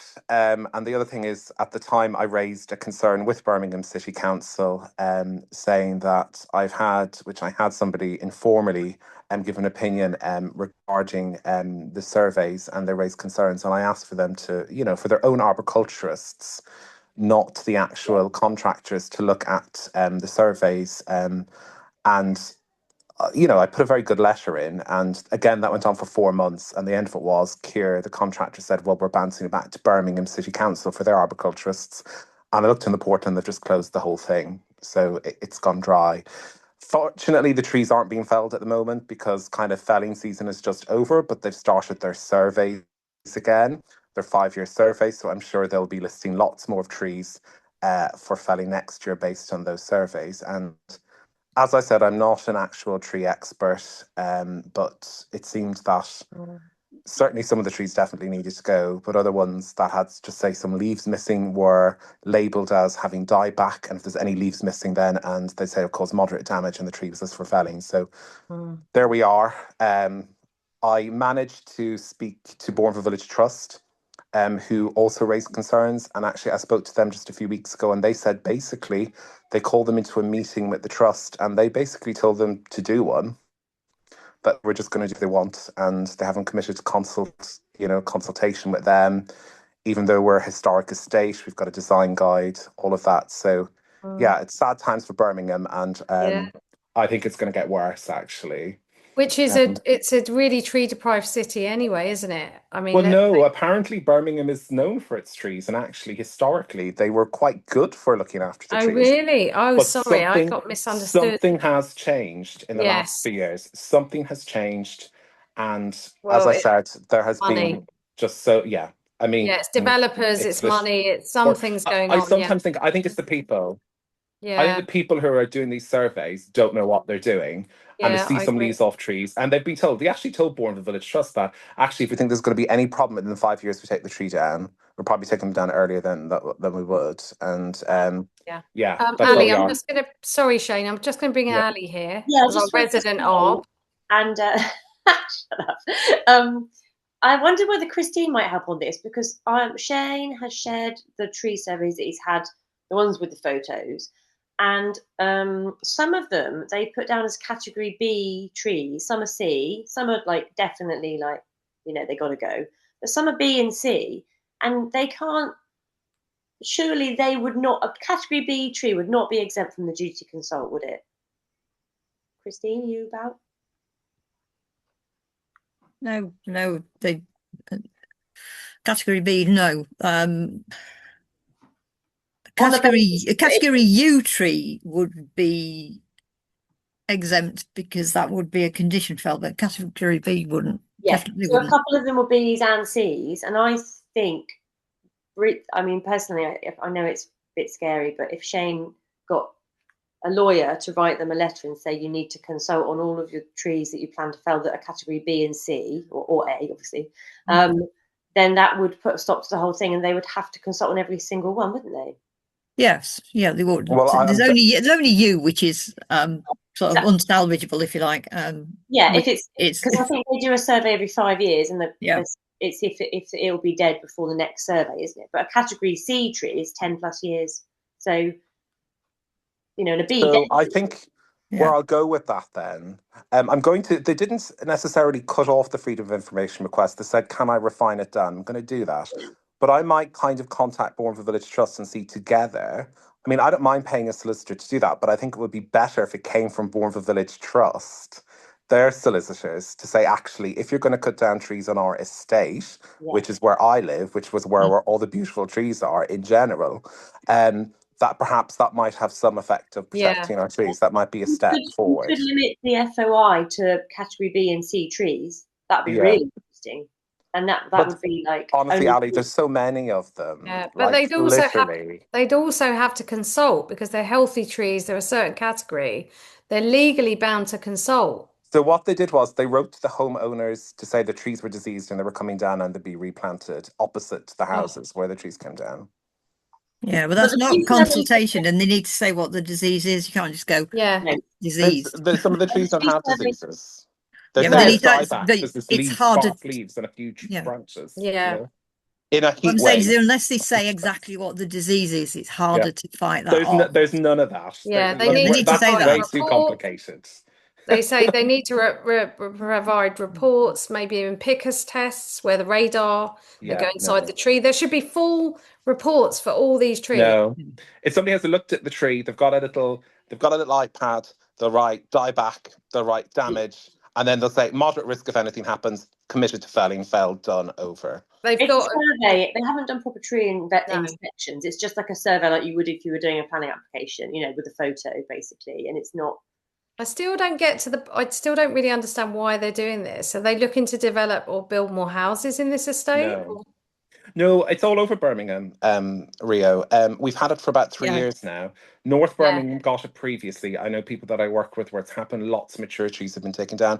It's because it's starting to impact in my area that I've noticed it. Yeah. But then when I go on and I look in the One Network, when I look at their 3 monthly, I then see other areas in Birmingham where I'm like, bloody hell, all these mature trees are being taken down. And like, as I said, Ali knows one of the roads that they took down trees had a lot of ash trees. And I get that they have dieback, whatever, but actually the photos really didn't show that they had much dieback. Some of them did, and definitely some of them needed to go. But that aside, I can get that. But it's other roads where they have cherry trees, where they have rowan trees, where they have oak trees. Loads of oaks have been taken. Like, someone is coming in. Leaves. Someone, do you know who is the lead person in the tree department or planning? Yes. So I contacted them. They categorically told me highway trees are nothing to do with them. They've completely distanced themselves for it. They say they can't get involved. It's a highways issue. Highways. It's a highways issue. Do you know what their name was, Shane? Yeah, they've been recently appointed. I've got it in my emails. I had an email from them, and I've got correspondence from them where they said they're not getting involved, even though under the FOI, I've got their own guidelines that they have made for the contractors, and they state categorically they're not supposed to do that. If a tree has dieback, if the tree has something that's not a severe fungal disease, they're supposed to do crown modification, and they haven't done that for a single tree.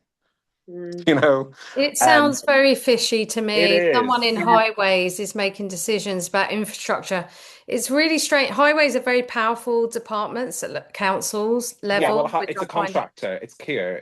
Right. Contractor. So it sounds a bit like the Sheffield thing to me, but not. They're not relaying the road. Yeah, it's not. I don't think it's to that extent. Like, but I like.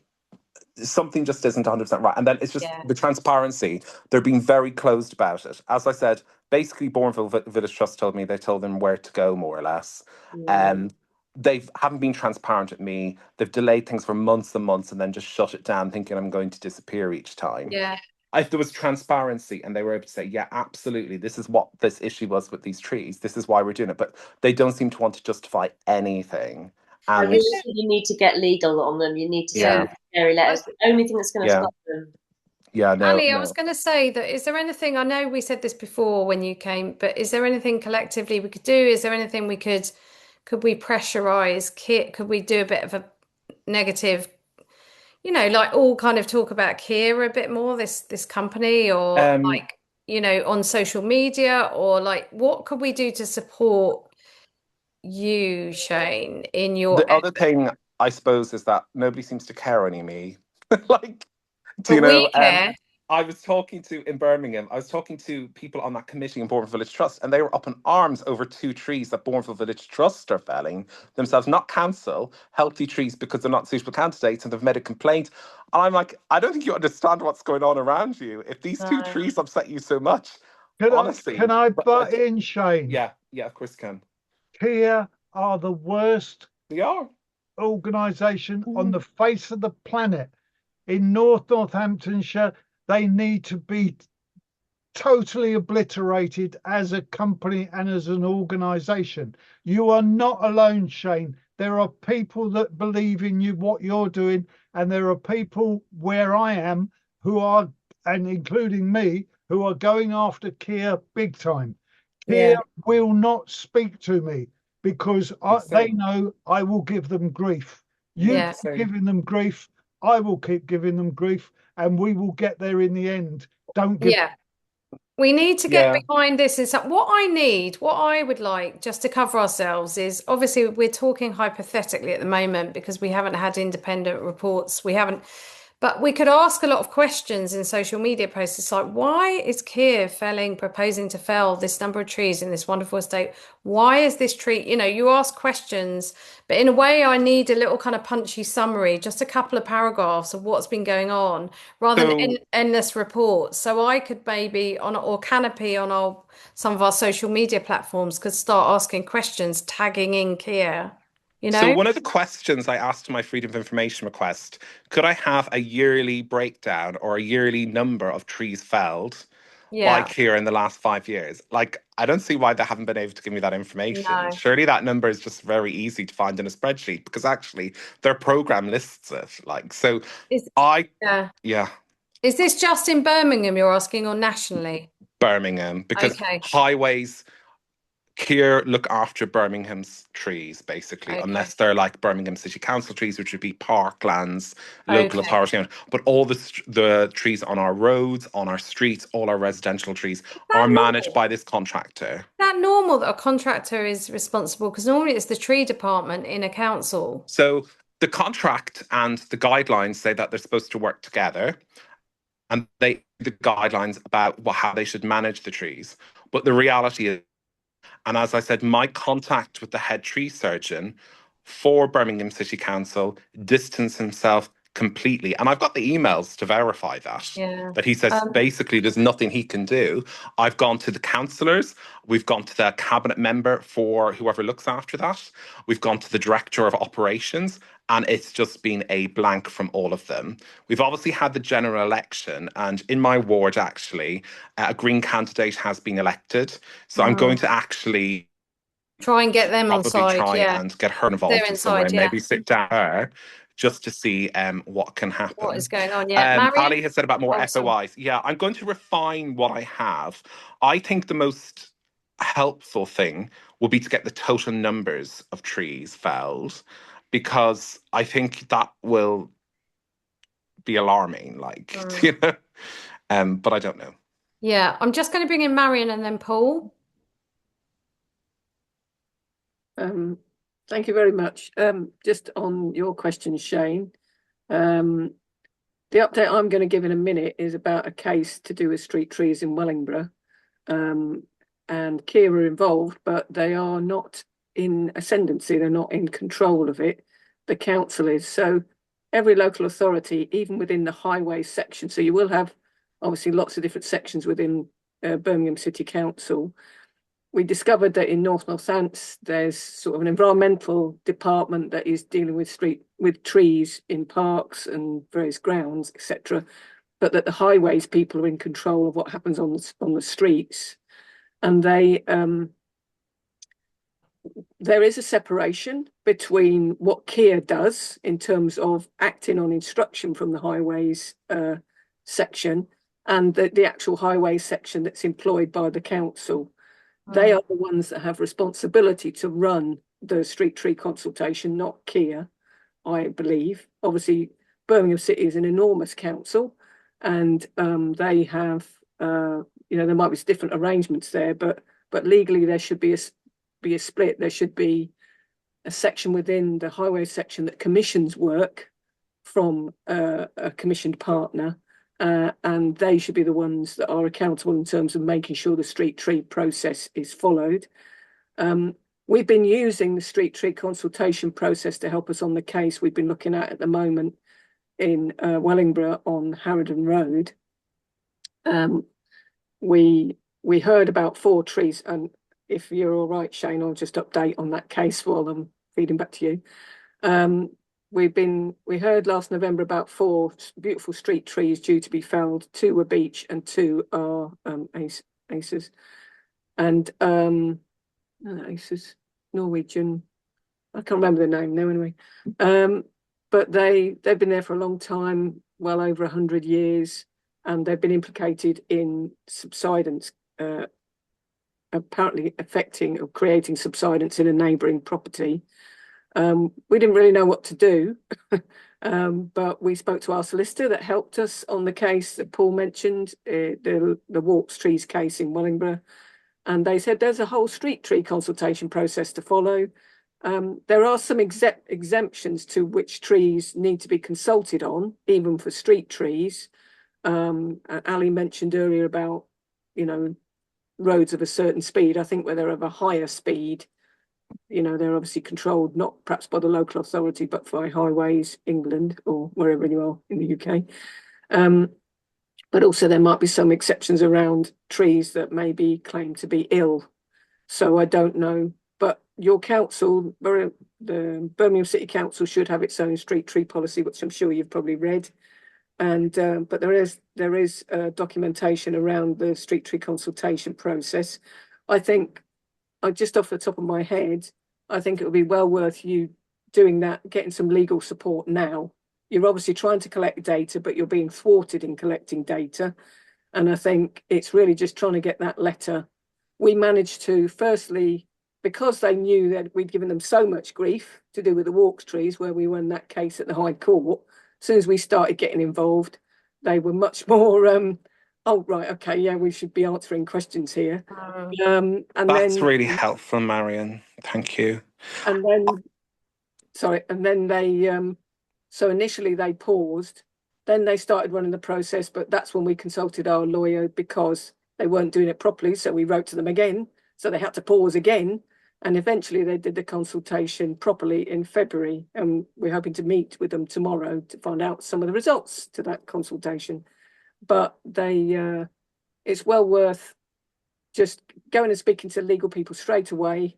Bourneville Village Trust should be a great advocate to support, but obviously it might be a case where they protect trees in around Bourneville, but it doesn't help folk elsewhere in the city. So I don't know, but it's worth speaking to them. But actually, Marion, I've liaised a lot with Bourneville Village Trust, and they've been so good. Yeah. But they do not have the knowledge that, say, you have or others. They don't. Well, we can give you a name of a very competent solicitors, and I'm sure that's what I really want. And I know Ali shared one with me, but I haven't got. But if you've got names, I will approach them. Well, we can connect you both. I think that'd be really useful. I think they tend to respond to a lot of bad press and legal threats of legal action. That's what councils. You need the right legal people. You need the right legal people, and you need to protect yourself. And we've all done legal action, so don't worry too. I know it feels like a bit, especially if you're on your own, but you are protected by the Our House Convention. So even if you had to take something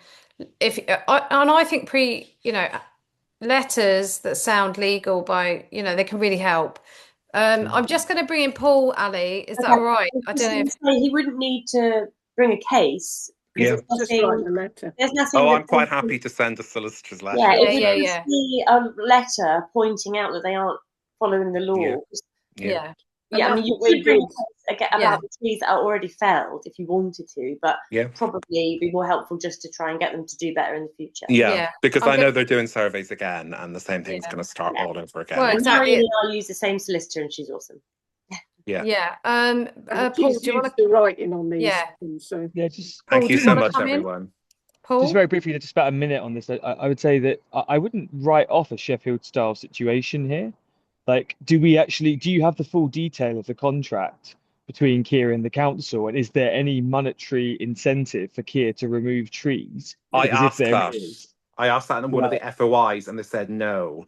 They said they just wrote about it. There is no financial incentive. We are here just to maintain healthy trees or whatever. There will be. well, in that case, I would ask who are the instructions coming from to fell trees that otherwise don't need to be felled? And it's Because just a bit they've admitted suspicious. that.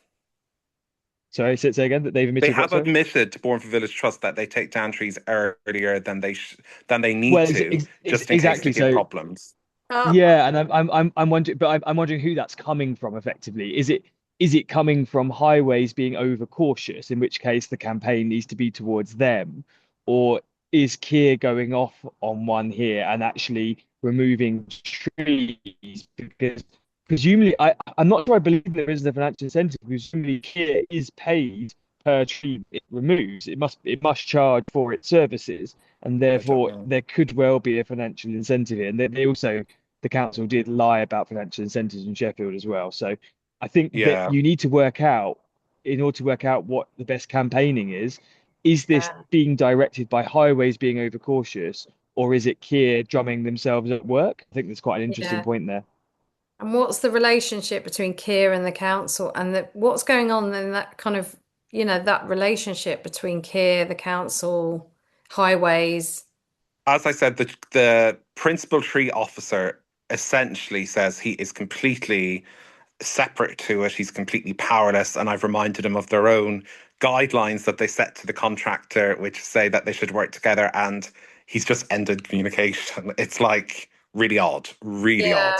So just to come back to our situation, if you can get hold of the head of highways, because they're the body that will be instructing Kier in this area, try and get hold of the head of highways.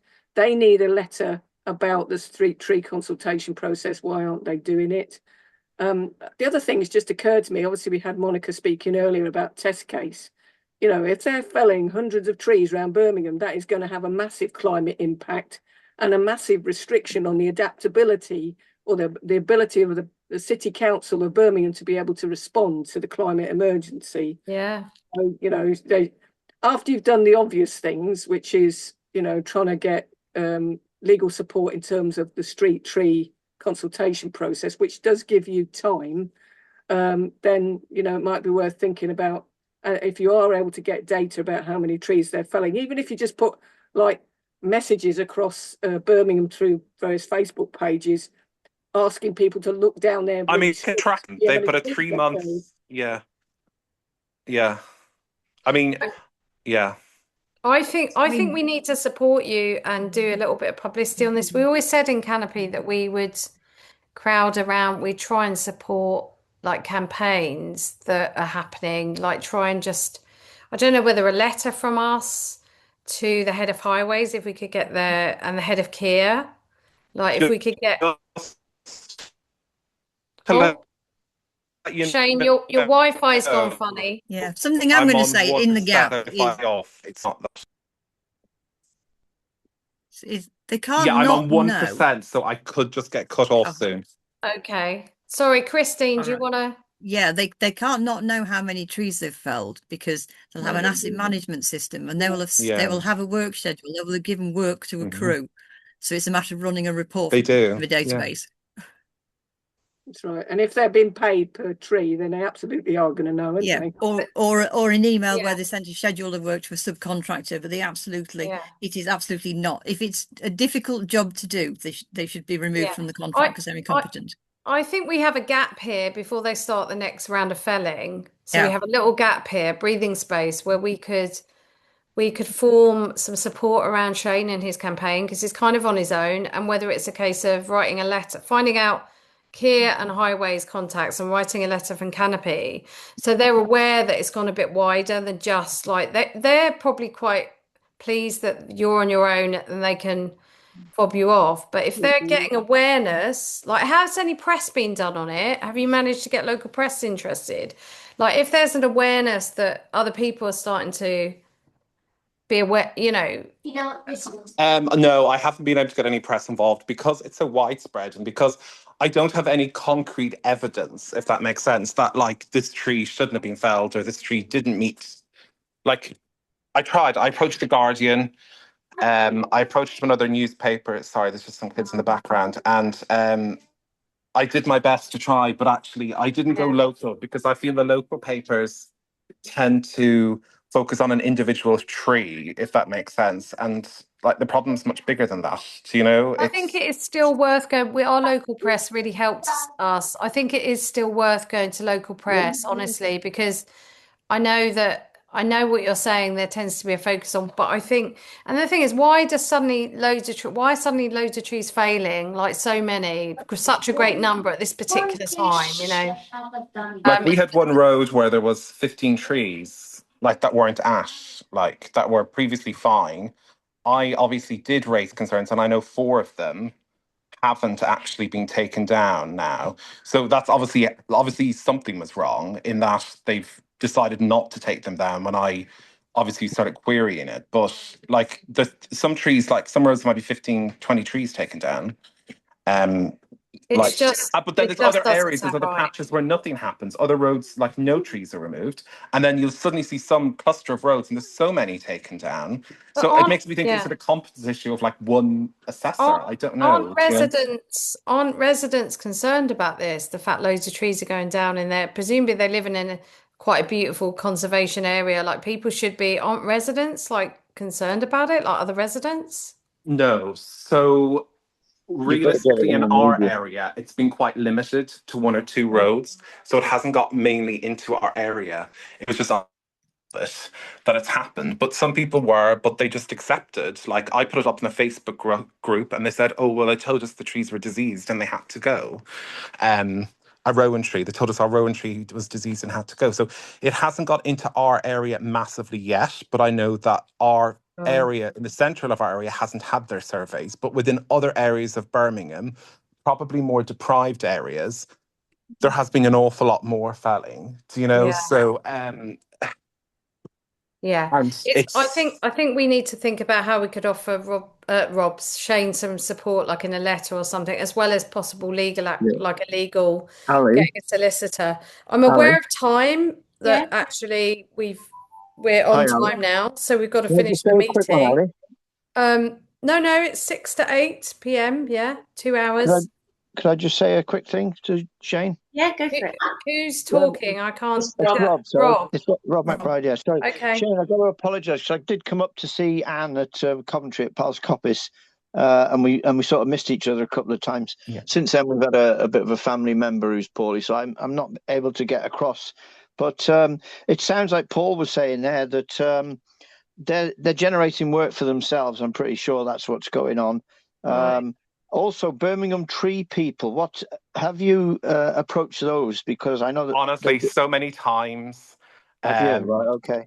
They haven't responded, and then eventually, I think when I came on this meeting the first time, somebody must have told them, and then they got back to me about the oak tree to say, "Oh, we've checked. This is a subsidence related claim, and it has to go because of whatever." Right, and then I said, "Yeah, but what?" And there's been no response. They just haven't really engaged. I'm really at all. surprised. I don't know why, because they've traditionally been quite an active group, and I know Anne's been. They don't do street trees though. They don't have anything to do with street trees. Oh, right. Okay. Yeah. Okay. I'm really sorry. We do have to end the meeting now because I just got in from work and I'm sort of at capacity. But thank you everyone so much for coming along today, and really appreciate, and do get in touch. And I'm sort of thinking there must be some way we could like help support Shane, like maybe we could collectively write a letter and say that we're aware of this, there's issues going on before, especially before the next round of fellings, if they have paused for a while or just stopped for a while. But yeah, I mean Ali, there is, can I just say one other thing? yeah, Even if we say that the lack of transparency, yeah, because they're not exactly. being transparent, so that makes me think something's not right. Like, Absolutely. Yeah. There's, and it's alarming, and councils are, you know, there's a, you know, they're supposed to be being more transparent about when they're felling sort of healthy or other kind of trees, you know, especially in a big number.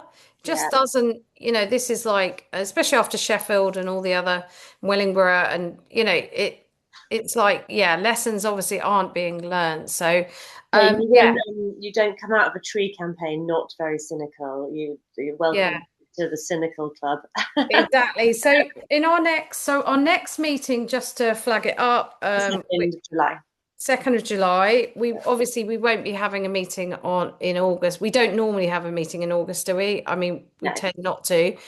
And so I would like people to think about like doing a little bit of digging in their own area about the public duty to consult when felling street trees. So it's particularly specifically to street trees. What's happening in your area? Do a little kind of informal audit. Is your council publishing the trees they're going to fell on the website? It's supposed to be encouraging a lot of transparency. Lots of councils have just been elected, like re-elected new councillors. There's some green councils, if like ours. So, you know, how's it being done? Is it being done well? Is there transparency around the trees that are being felled? It's supposed to encourage more transparency from tree departments and councils about. Yeah, so if you could do a little bit of digging in your area, I'd really like to sort of hear from people for the next meeting. Also, if you have any particularly excellent speakers, or you know, professionals in anything to do with trees that you think would be quite good, we don't necessarily have a speaker for every session, but you know, if there is someone you think would be really brilliant to come and have a chat about trees and in particular aspect, do let me know. And yeah, maybe Paul, next time you could talk about river stuff as well, because it is all interconnected ecosystems. And yeah, okay, but listen, lovely to see everyone, and have a good rest of your evening, and we'll be in touch, Shane. Okay, take care. Thank you. Bye everyone. Bye.